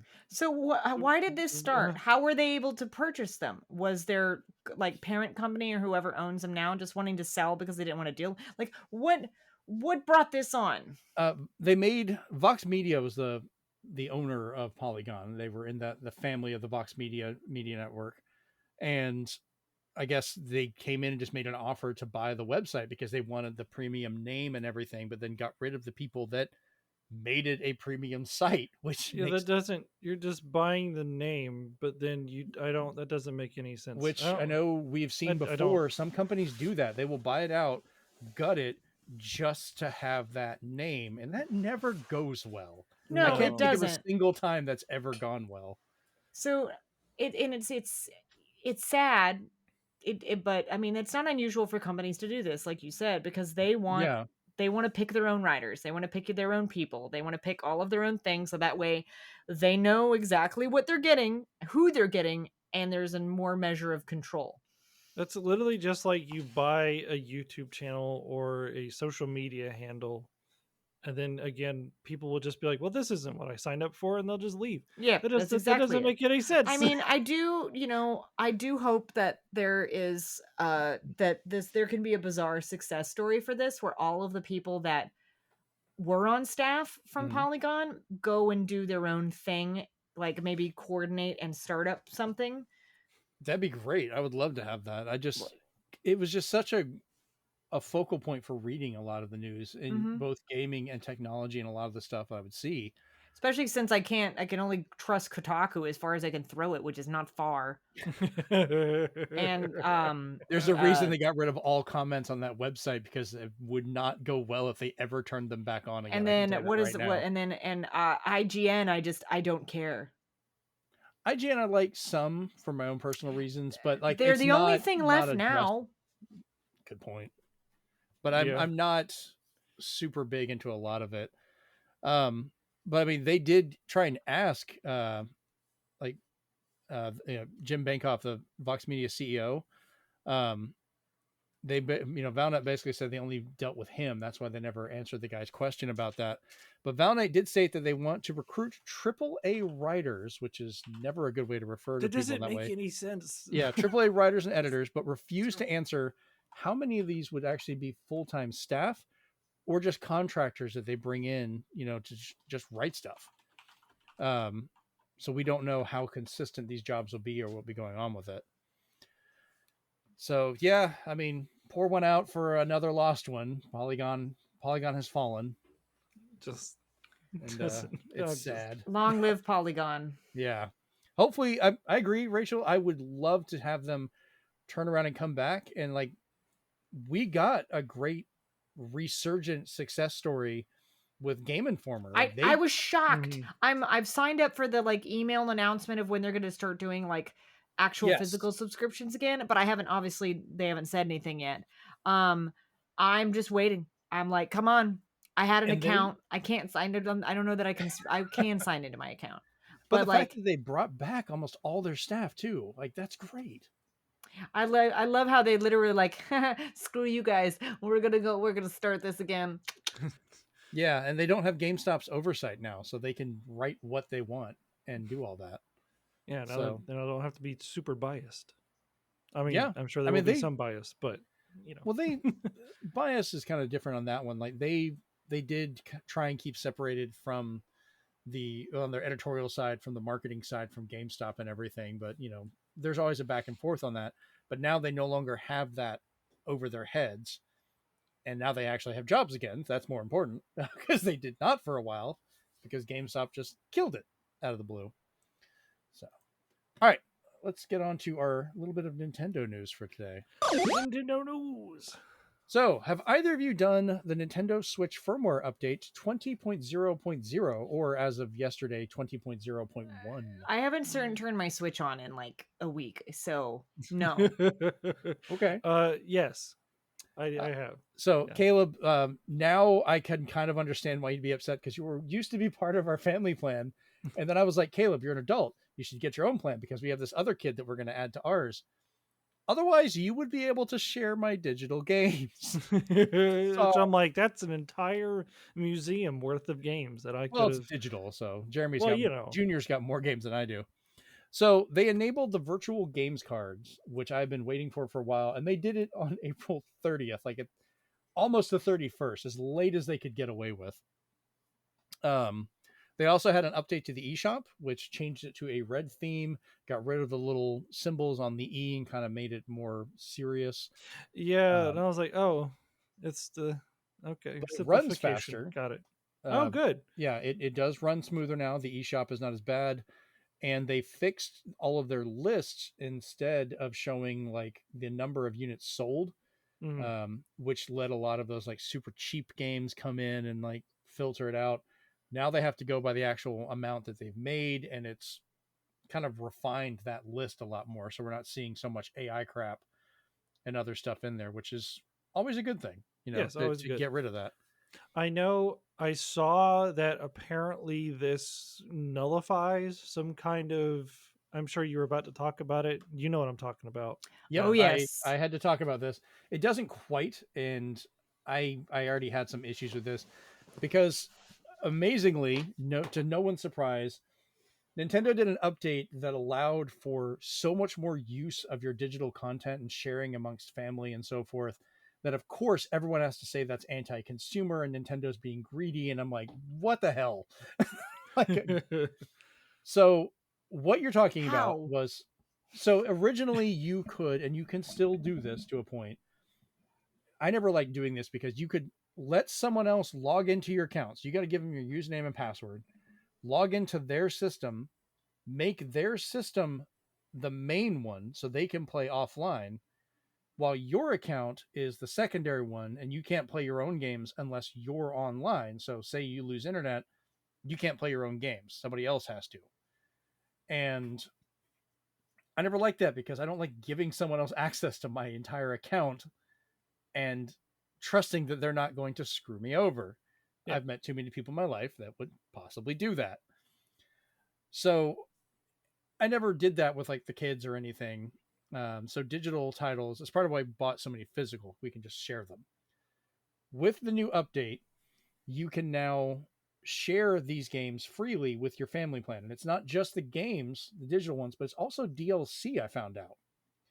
So like Jennifer already has Smash Brothers, but I can now send her temporarily the DLC for Smash Brothers as long as I'm not playing it, and she can have it on her copy and play. So the way this works is the actual transfer takes like 15 seconds. It's like super short. Nice little animation where it flips and shows as you're sharing with your family, and they do have to be locally to each other. So sadly, this won't work. Like if Rachel, if you were part of my family plan, I could not share games with you because you were not physically here. Which I So agree. dumb. Well, I kind of get why they do it, I get but it, but so dumb. yeah, it's one of those things. There's no way this is going to be a perfect response. And they are trying to treat it like if you have an actual cartridge, which even if I have the cartridge, I still couldn't share it with you because you're not here. So like with Jennifer, I loaned her the copy of Nintendo Switch Sports, and she has that on her system now for 2 weeks. Took about 10-15 seconds to transfer over, and then that person has to download the game from online. But I could just walk off from that point. I'm no longer needed to do that. And you can loan each person in your family plan one game at a time, which means one person can give out 7 games to 7 different people. And then each person in that family plan can also give out 7 games to the other 7 people. So that's a lot of games. You can end up with like 7 borrowed games at one time, which if you've got that many people to swap games is kind of neat. After the 2-week period, the game automatically returns. You can request it back before then, or the person can just eject it from their system and you can get it faster as well. And you can do that as many times as you want. There is no limit. You could sit there and do it over and over again for an hour or whatever, and they won't care. So that's kind of nice. I found out Jeremy Jr. has a bunch of digital titles on his Switch. So I've been borrowing games from him. So I've been playing an older Guilty Gear right now, which is kind of fun. So it's one of those things where they did change it up and allow you to do more stuff, but it did kind of change some of the other things. There is still a means to go in and share your account with somebody. You just can't both be online at the same time, which I guess there was a way to do that a little bit before for multiplayer, for like some people using it to play multiplayer, Animal Crossing or Minecraft and things like that.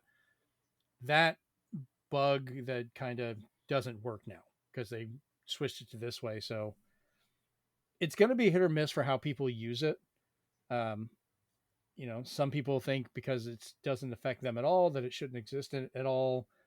Then you've got people like me that this is a big thing for us because we're all together and swapping games left and right. And Jennifer was celebrating. She was so happy. Like, are either of you going to use this in any way? I don't know if you have, like, Rachel, yours is just a single account, It's just right? me. You don't have friends that you could like split a family because that's the thing. Like, you can make a family group. Like, if you've got friends, you can make a family group. It's not even Who the paid one. who I don't know. would Darren doesn't play video games. All right, strike one. But Like well, so he watches me stream. He does. He thinks it's strike great. one half. He literally he's up at the Renaissance Festival in Tennessee, and he made a point to tell me him and his bandmates literally who like are much older than we are, like a lot, are literally, he's like, you guys want to see Rachel play this game? And they were like, yeah. they were so excited to watch that.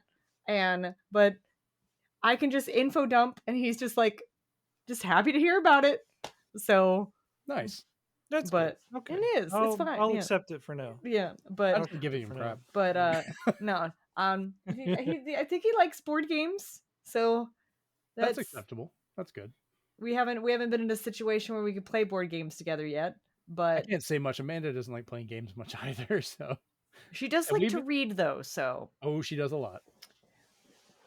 So, but like, if you have a family group, this works out well. But that's kind of the case for a lot of things where, you know, there may be like a plan for multiple people that certain groups can take advantage of, but others might not. And there is a benefit, Rachel, that you could use with this if you had, say, a Switch 2 coming your way. Because this also allows for each individual person, be it in a group or by themselves, to have two systems you can freely move your games about between.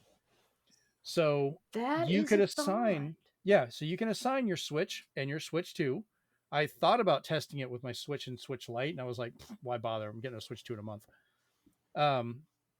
And you can both from your phone or online website, you can tell it, hey, between these two systems, I want this game on this, and send it to it. Would I have to make a different like login name or whatever, or could I just do the same account?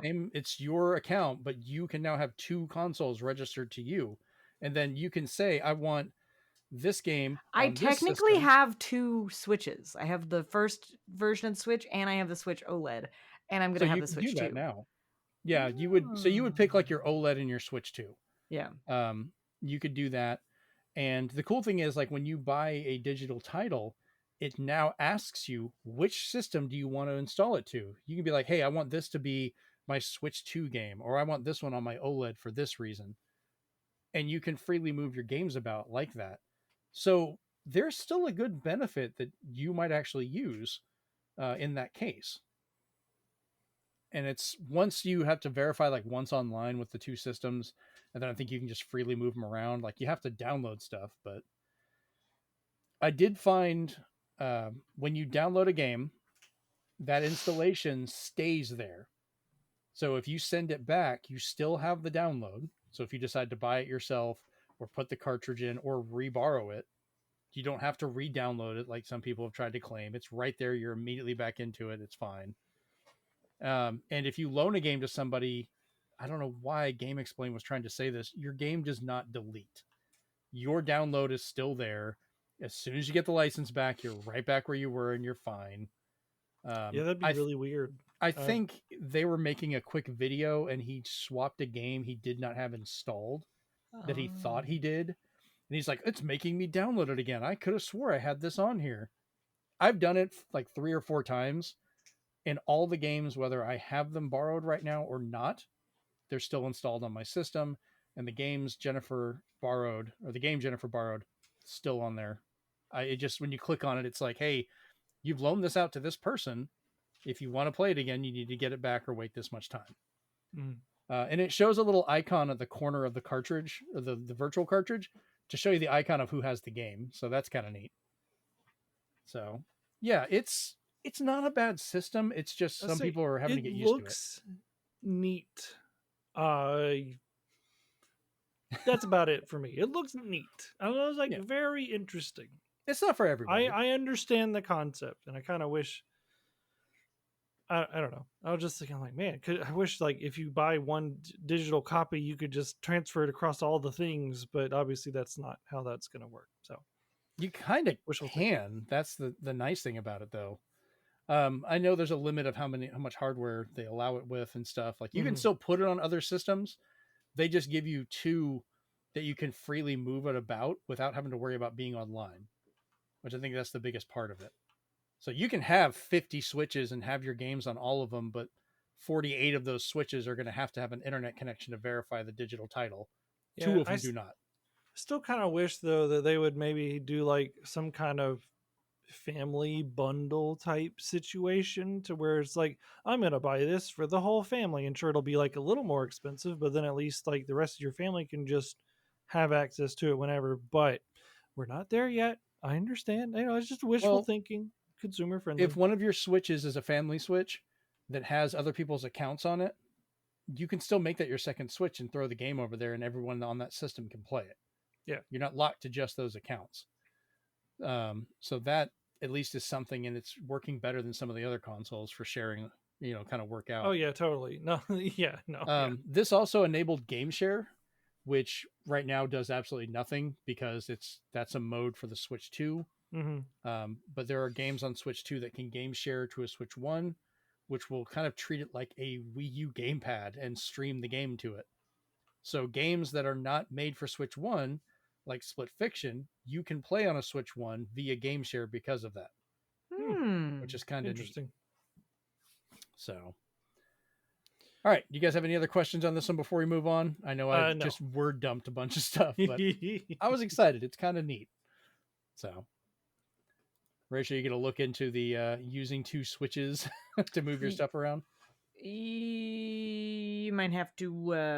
You might have to walk me through it. Okay, but I mean, like you could leave your OLED like dedicated Switch 1 RPGs and just like put all your digital RPGs right to that system if you want, or just like, hey, I want to take my Switch 2, I need this game back, and just move it over really quick. And as long as your system, even if it's just asleep in the dock, you can still switch your games between. It just needs an internet connection. Interesting. And apparently you don't have to be in the same place after the first time when you set up your 2 systems for personal use. I'm going to test that out and leave one docked when I get my Switch 2. And then when I go on a trip, see if I can swap games on the other side of the country. So we'll see. All right, moving on to our next little bit. So from Nintendo adding stuff to Nintendo adding a new lawsuit, Nintendo has announced a lawsuit against gaming accessory maker Genki for trademark violation. Yeah, we talked about this before.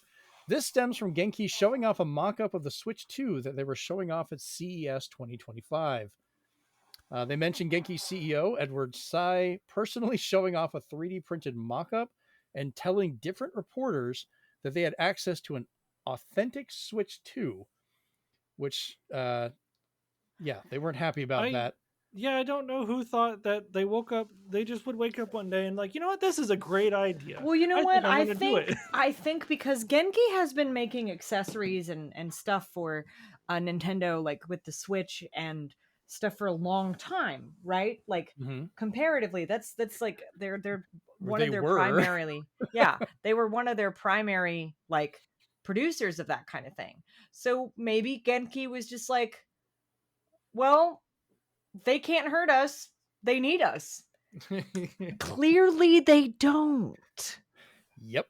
Genki continued by showing off a 3D model of the mock-up and included Nintendo's trademarked iconography and design in it without permission, including referencing their own public records for that. And then they say Genki illegally or even illicitly gained access to a pre-release model of the Switch 2 and then tried to claim a guarantee of compatibility of its products with the Nintendo Switch 2, which Nintendo said they would not be able to do without actual licensing from them and getting, testing the hardware. So they're going to pull in court and find out, well, where did you get this system from? Because it was not available, except for the story we ran a couple weeks ago about one popping up on the black market going for like $40,000.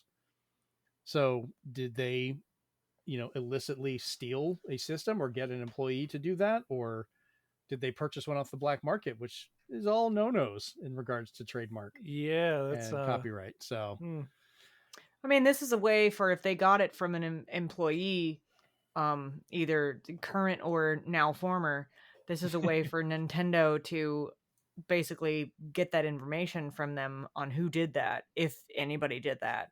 So interesting.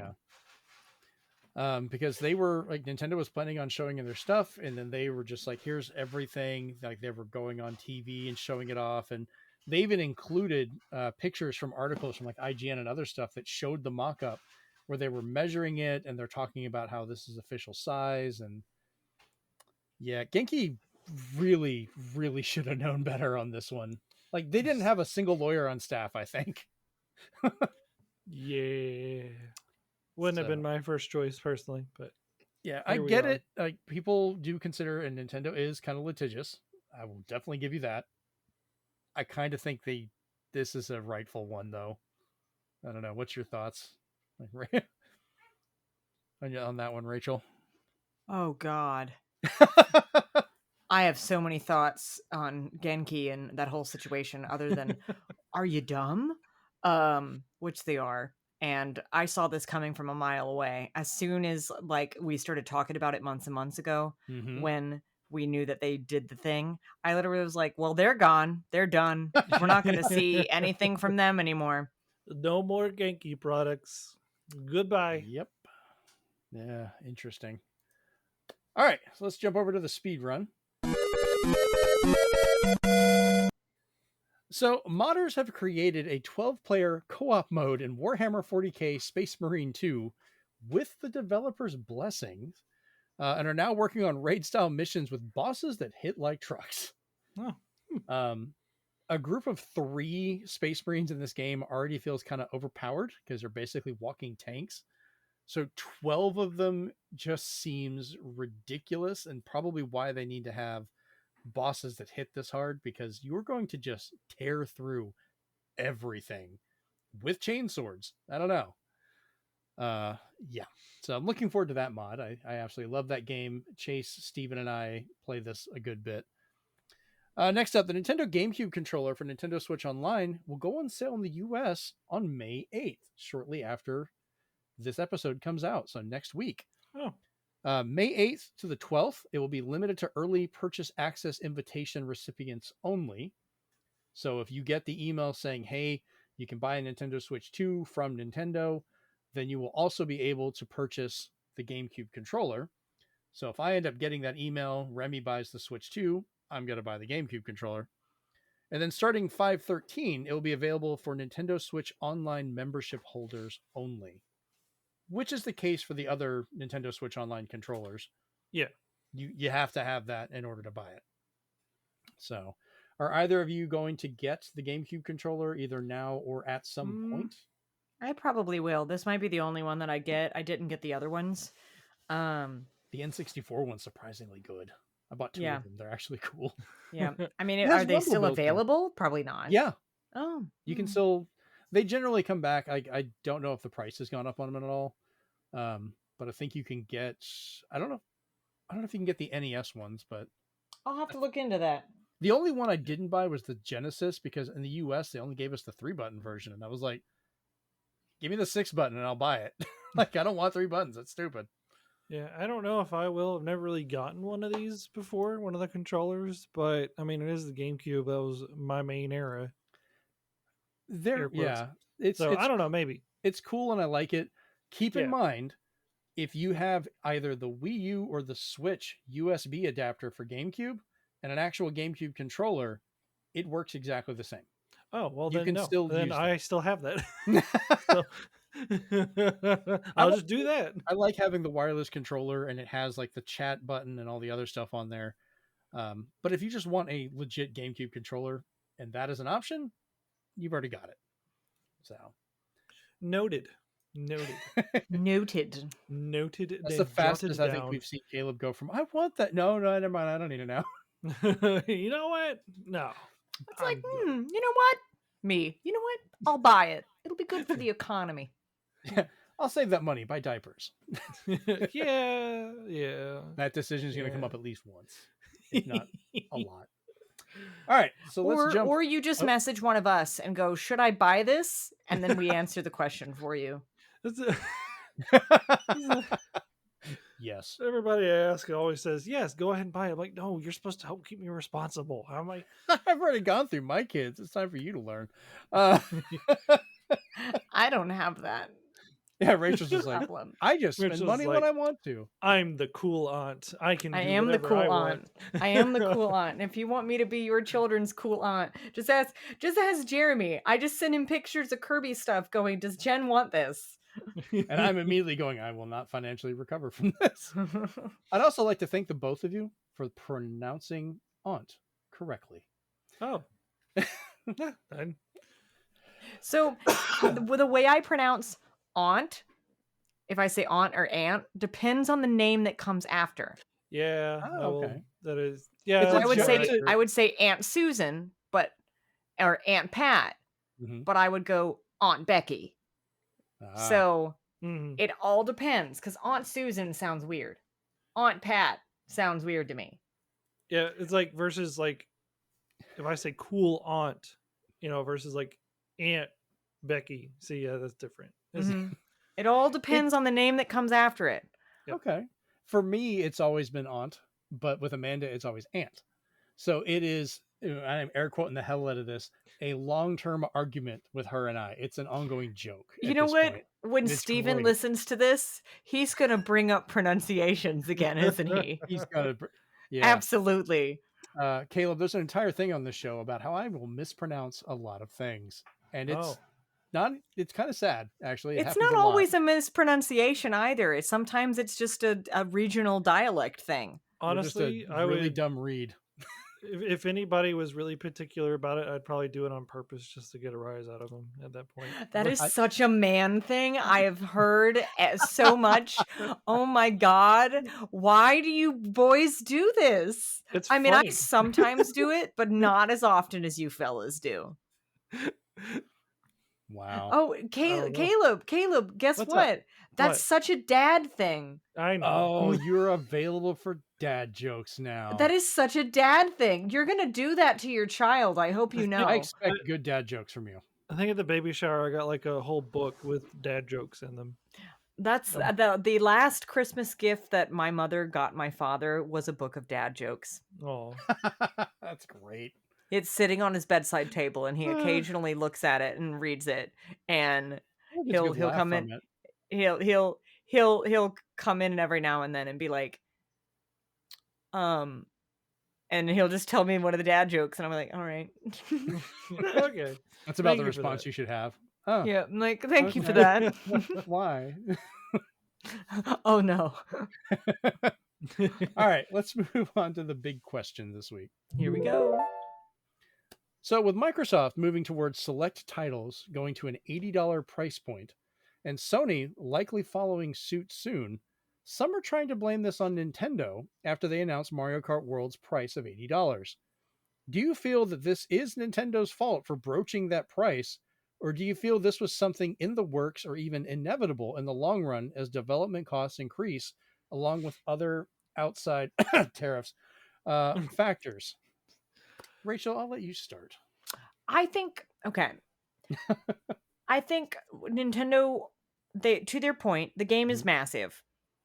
There are some outside factors. Yeah. That go along with this. But you got to remember too, prices fluctuate. What they are now, new games coming out, might not be what they are 6 months from now. Might not be what they are 2 years from now. The thing is we don't know. I fully expect a price increase in games whenever a new console comes out. So I expected that with Nintendo.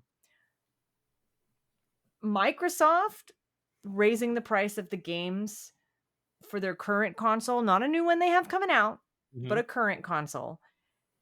Little unusual.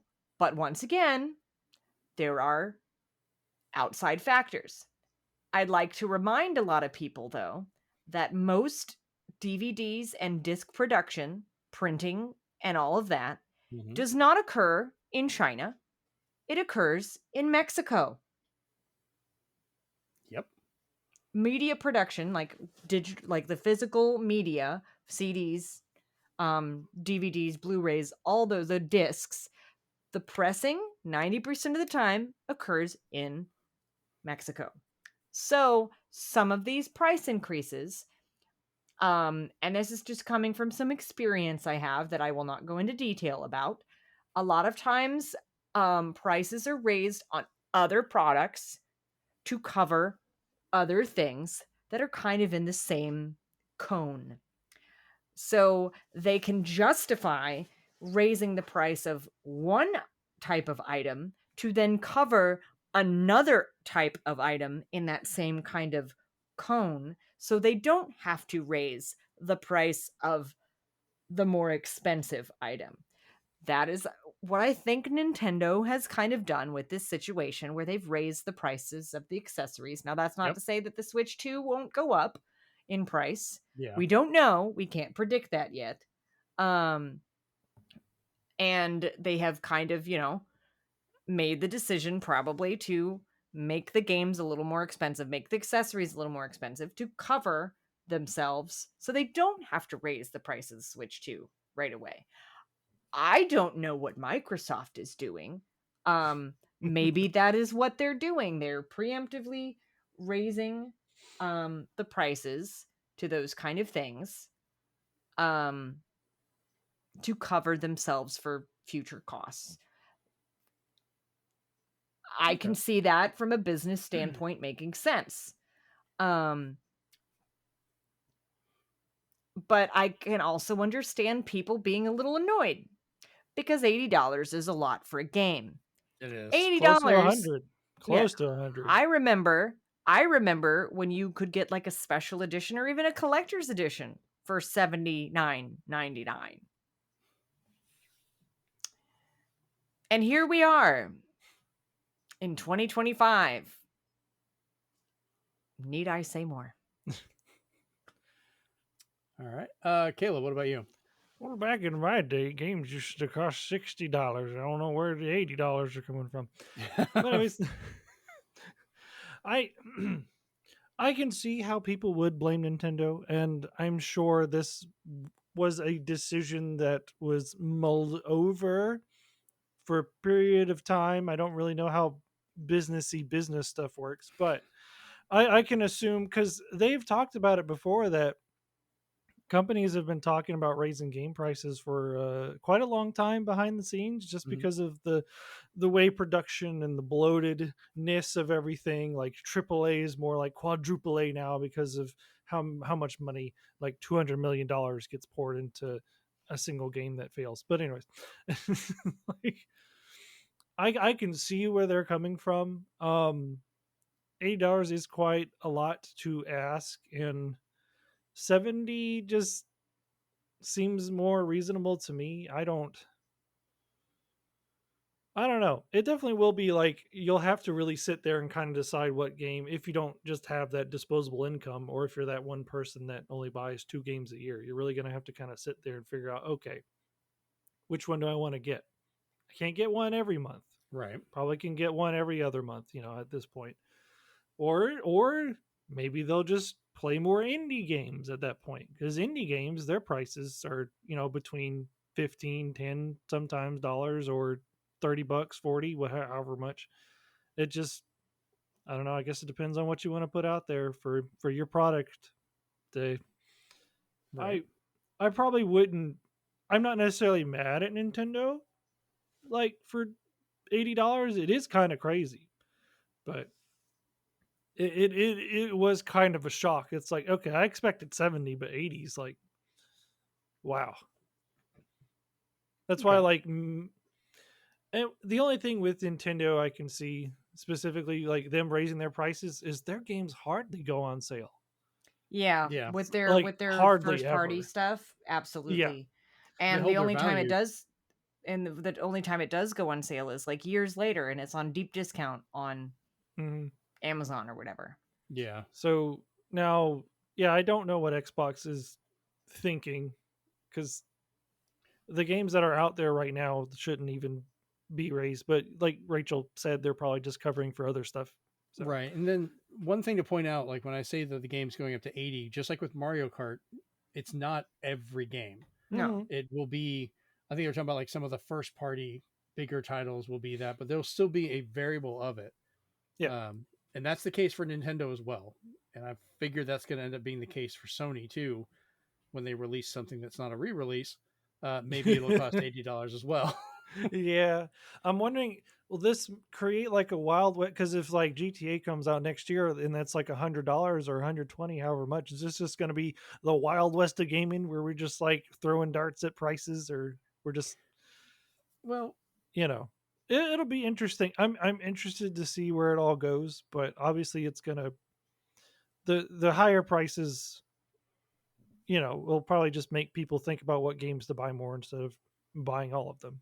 Yes, that too. so let me go ahead and get into mine. And I will also preface this with the back in my day, because we're going to go all the way back to the old NES, Super Nintendo, Nintendo 64 generations, where this kind of variable pricing of $80 to $90 was common. It was not a new thing now. It existed then. Now, the difference is you had large, air quotes, production value for the time, which was smaller teams, but it was a higher cost on the manufacturing for the cartridges and things like that. So the more memory led to more expensive cartridges but bigger games. What stirred that up and changed it was Sony's success with the PlayStation, because you could have more storage on a slower but incredibly cheaper CD-ROM. And that's when you started seeing games pushed down to like $30, and kind of edged around there for a little bit. And you had some going up to like 50. I think like Final Fantasy VII was a $50 game at the time. Um, and then there were cartridge games that were in that 30, 40, $50 range as well. It all depended on the size of it. Nowadays, the production of the media is not as expensive. Even Nintendo Switch cartridges are not as expensive as the old cartridges. Not cheaper. They cost more than Blu-rays and stuff, but they don't factor in as much. I think that's what led to last generation, Rachel. I think we all referred to it as the Square tax, where Square Enix Switch games tended to be $10 more, and we just kind of chalked it up to, okay, you made a cartridge, that's why you're charging us a little bit more on that. But development on all these systems has gotten, I would say, almost out of hand. Needfully sometimes, but you've also got certain India, smaller groups or little media darlings like um, the one you're playing now, the Expedition 33. That's a $50 title physically. And that's what some people refer to as a double A game, but I've seen really good, impressive things about it. So I don't know why they would call it that. I thought the A's were just to see how much like budget that they were made with, and so they'll call it like single A, double A, or triple A. I think That's that was why. the intent, but a lot of people try and say, triple A for quality. Take, for instance, the use of it by the company that bought Polygon earlier when they said they wanted triple A writers. They're not referring to that they're going to pay these people this amount. They want triple A quality writing. And that's kind of how that term is used nowadays, kind of how that etymology is morphed verbally.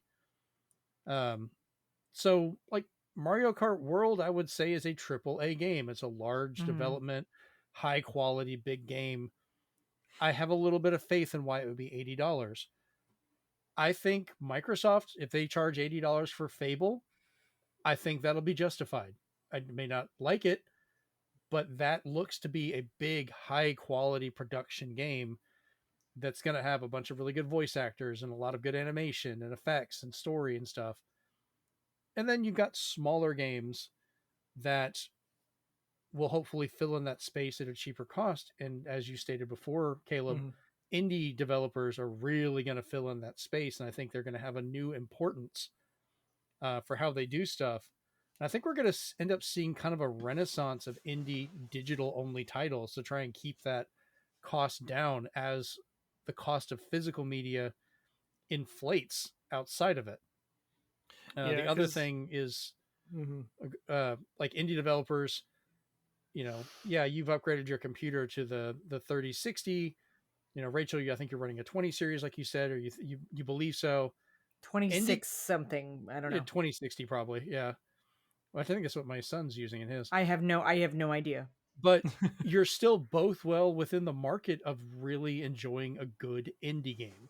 Oh, Like absolutely. no Oh, one's going to yeah. be really pushing. You're going to get I good story prefer and stuff. indie games. Like, so this is this That's is gonna in some way change nothing for me because I primarily No. play indie games. Just this last couple months I've gotten a bunch of pretty popular games that have come out, but that's because they all happen to come out around the same time. Right.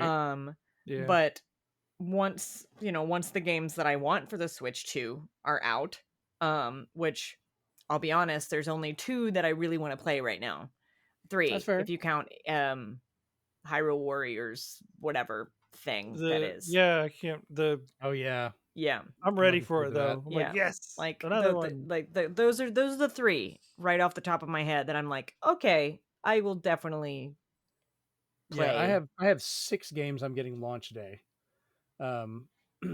4 big ones, 2 smaller ones. What are the ones you're getting? I'm buying a physical copy of Mario Kart because the digital code I'm selling to Remy when he buys his Switch because he's getting a regular one.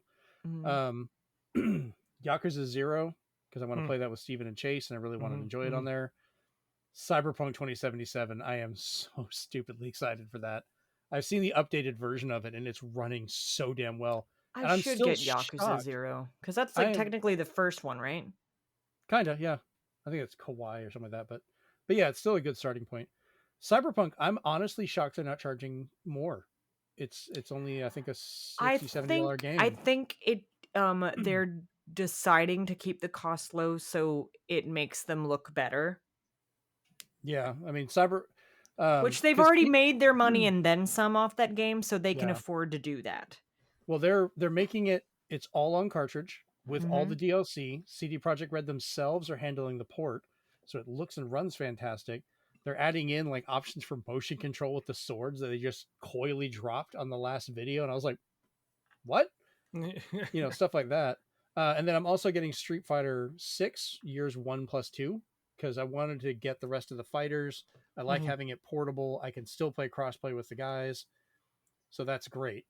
The 2 digital titles I'm getting, Fast RMX has a new game coming out, and every time they have one come out for every system, I buy it. I've always loved those racing games from theirs. And then I'm gonna be the guy that gets Welcome Tour. I'm gonna I pay mean, the I'll 10. probably get that. I mean, it's cheap. I'm Why not? curious. I'm curious. Let me I'm know how it still is. there. It's So your game free. there's always a title on every single Nintendo console in Mhm. recent memory that should have been like a included thing that just on the system that isn't. There's always one. Always. Yeah. It's just their modus operandi. So when they showed that and it was like they're charging money for that, okay. I was just like, oh, I mean, yeah, they do this every time. I think it should have at least been like if you're buying it during the launch window, it should be included and then charge for it later. And they've done that with some games, They've done that. Yep. like Mhm. Metroid Prime. It's like, hey, get it for $20 right now, and then after a certain amount of time, it went up to $40, and people still will pay. I bought it twice, so I don't care. So I think that's what we're going to end up seeing. Like, okay, so Nintendo did broach that first, but did they really broach it first? Because we've had so many games that are releasing at full cost, but requiring so many microtransactions or DLC to complete them. Yeah, That's kind that of, makes sense. you're basically paying $80, $90, $100 to get the game versus here's an entire title. It's looks like it's all going to be there. And it's very hit or miss with that. I think Oh, I go ahead. think I think a lot of the so just thinking back with costs and whether the games are all on cart, whether they're a Right. download code, whether all of this kind of stuff. Yeah, I think that's a whole all of different that thing. will affect one, and it's going to affect the price of the game in the end. And I think this is a good kind of testing ground to see what people are going to accept and what's gonna be Yep. affected. Like, are their sales gonna be affected? Will people buy less games because they're not all on cart? Well, there's gonna be stuff that they're gonna notice and they're gonna take into account. So maybe this time next year we'll get more games that are all on cart, because yeah, it might be cheaper to produce a game that is the whatever, the virtual The key cartridge, card, yeah. the e-card, whatever it Key is, card, yeah. key card. E-card, key card, it's the same thing. It's all over the internet. I'll accept either answer. Yeah. It's like eShop. But anyway, and I think they're going to take all this into account. So they might be like, people might be like, oh, okay, yeah, we're saving some money with the cost of production by doing a key card. But are we really? Is it really? Is the like the cost profit analysis? How's that going? Is the profit margins actually good for us? Like, where's that percentage? Mhm. And then some developers, and maybe even Nintendo themselves in certain cases, will double back and be like, okay, well, let's start doing them all on the cart again for a while for certain titles. Like, I guarantee you any mainline Nintendo game is going to be all on cart for the Oh most yeah, part, that seems to be their unless thing. it's a re-release. Here's a second question I would like to ask you guys real quick. Given our current we'll just say political climate, with how things are going in regards to Mhm. tariffs and other things, if game publishers, Nintendo, Sony, and Microsoft included, implemented where you would get a $10 or $15 extra fee for getting a physical copy versus digital, if they finally broke from that whole requirement of keeping them the same because of retail stores, if you could get a game for that $10 or $15 cheaper, digital only, and then those of us that want physical pay the extra, would that be an enticing deal for you? I'd And be would it affect how often you went digital now? So I would be fine as a big proponent of physical media because of longevity and me having access to the game. Right. If it, yeets itself off the eShop, or Yeah. or just disappears under mysterious circumstances. I've had that happen with a Steam game, and I still have it because they literally said, we're not going to sell this game anymore because it's problematic, but if you bought it, it's yours. I'll tell you You'll have guys to tell me after. what title later. Yeah, I I'm will. curious. Yeah, I will You tell you saw that both of our faces. What? Yep, I will tell you that after, of course. But like, I'm a big fan of physical media, Yeah. especially with like console gaming. I wish I could say the same for my computer, but good luck getting any Yeah. disc-based games on the PC to play now. Good luck getting a disc drive for it. And good, yeah, honestly. Yeah. Or well, you can find them, but good luck getting a good and a functional one that's not gonna, like, sound like it's taking off or just work questionably. Exactly. I keep a little portable one to use, but I'm yeah. kind of in the same boat though. I do enjoy physical stuff. I mean, I You know. should see my DVD collection. Yeah. I know See they talk about, wall. well, physical media doesn't Look last at all my forever. books behind me. So That's it. Go ahead, It's all Ken, sorry. these bookshelves back here. Like, I know there's stuff in front of them, but there's games behind those. Right. oh wow, look at that giant Kirby plush. Yeah. Watch we have out, that it one. might mysteriously disappear from your house and end up with Jen. I think we have that one because it's holding a little heart. You've been saved, Caleb. Okay. Whew. All right. Well, I might come for that Bulbasaur, but anyways, continue. But no, I too. I mean, I probably would pay the extra just for the physical copy because, like, No, absolutely. Like, to me, it's worth it. I like seeing it on my shelf, and also digital games take up space, and I need that space for saved stuff, and I don't want to buy a 5 terabyte miniature memory card. It's scary. Yeah. So I think each way comes with pluses and minuses, and you can see the companies are working more towards making digital closer to physical with some kind of accessibility, which is the whole point of the Nintendo Switch update recently. Rachel, what is that face for? 'Cause you were looking crazy. Sorry, I just pulled up Steam to pull up that game so I could remember the exact title for you guys after the show ended, and we were talking about EA cutting a bunch of, people, and They're doing a sale. there's a huge publisher sale for EA right now, which I'm just like, that's I may shitty have timing. bought what a the coincidence. I may have bought Jedi Survivor. I already have both of them, I think, through PlayStation Plus. It said $80 off. Yes, please. 80% off. All right, so I think You're right. That's what I meant. I don't know why. That wraps up a pretty good the big question this week, which ended up being does. questions even. So let me Well, they were related. No, I get it. I miss the chat with the three of us. Like the show was so much fun back in the day. We need to make this like an annual thing where we get back together sometime. Oh my god, guys, this is very important. All the Peggle games are on sale. Oh, what? Peggle and DS is still the best. Anyways, to the Steam. All right. So Let me see here. We'll go ahead and do the closing here. So you can find the podcast in audio form wherever you listen to your shows, and the video version over on YouTube at Zenspath COM. Both can easily be found over on zenspath.com/podcast as well. And then, if you go to that page, it'll list for our iTunes or Apple podcast listing, our normal MP3 version audio load for Libsyn, as well as the video and shorts versions of what we have.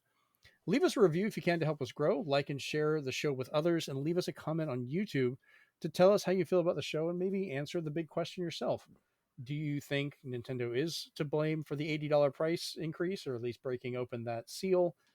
And then our extra one about would you pay that extra fee to get a physical title if they could break from the purchase price? All right. Well, this has been episode 171 of the Zenspath Entertainment Network podcast. Caleb, thank you for joining us again. It has been a while. We missed you, buddy. Congrats on the little one. Thank you. Rachel, thank you again, as always, for being here. And we will talk to you guys later. See ya. Bye. Bye. I'm going to go wrestle an alligator. Florida. Florida. Yeah. Is it a meth gator or not?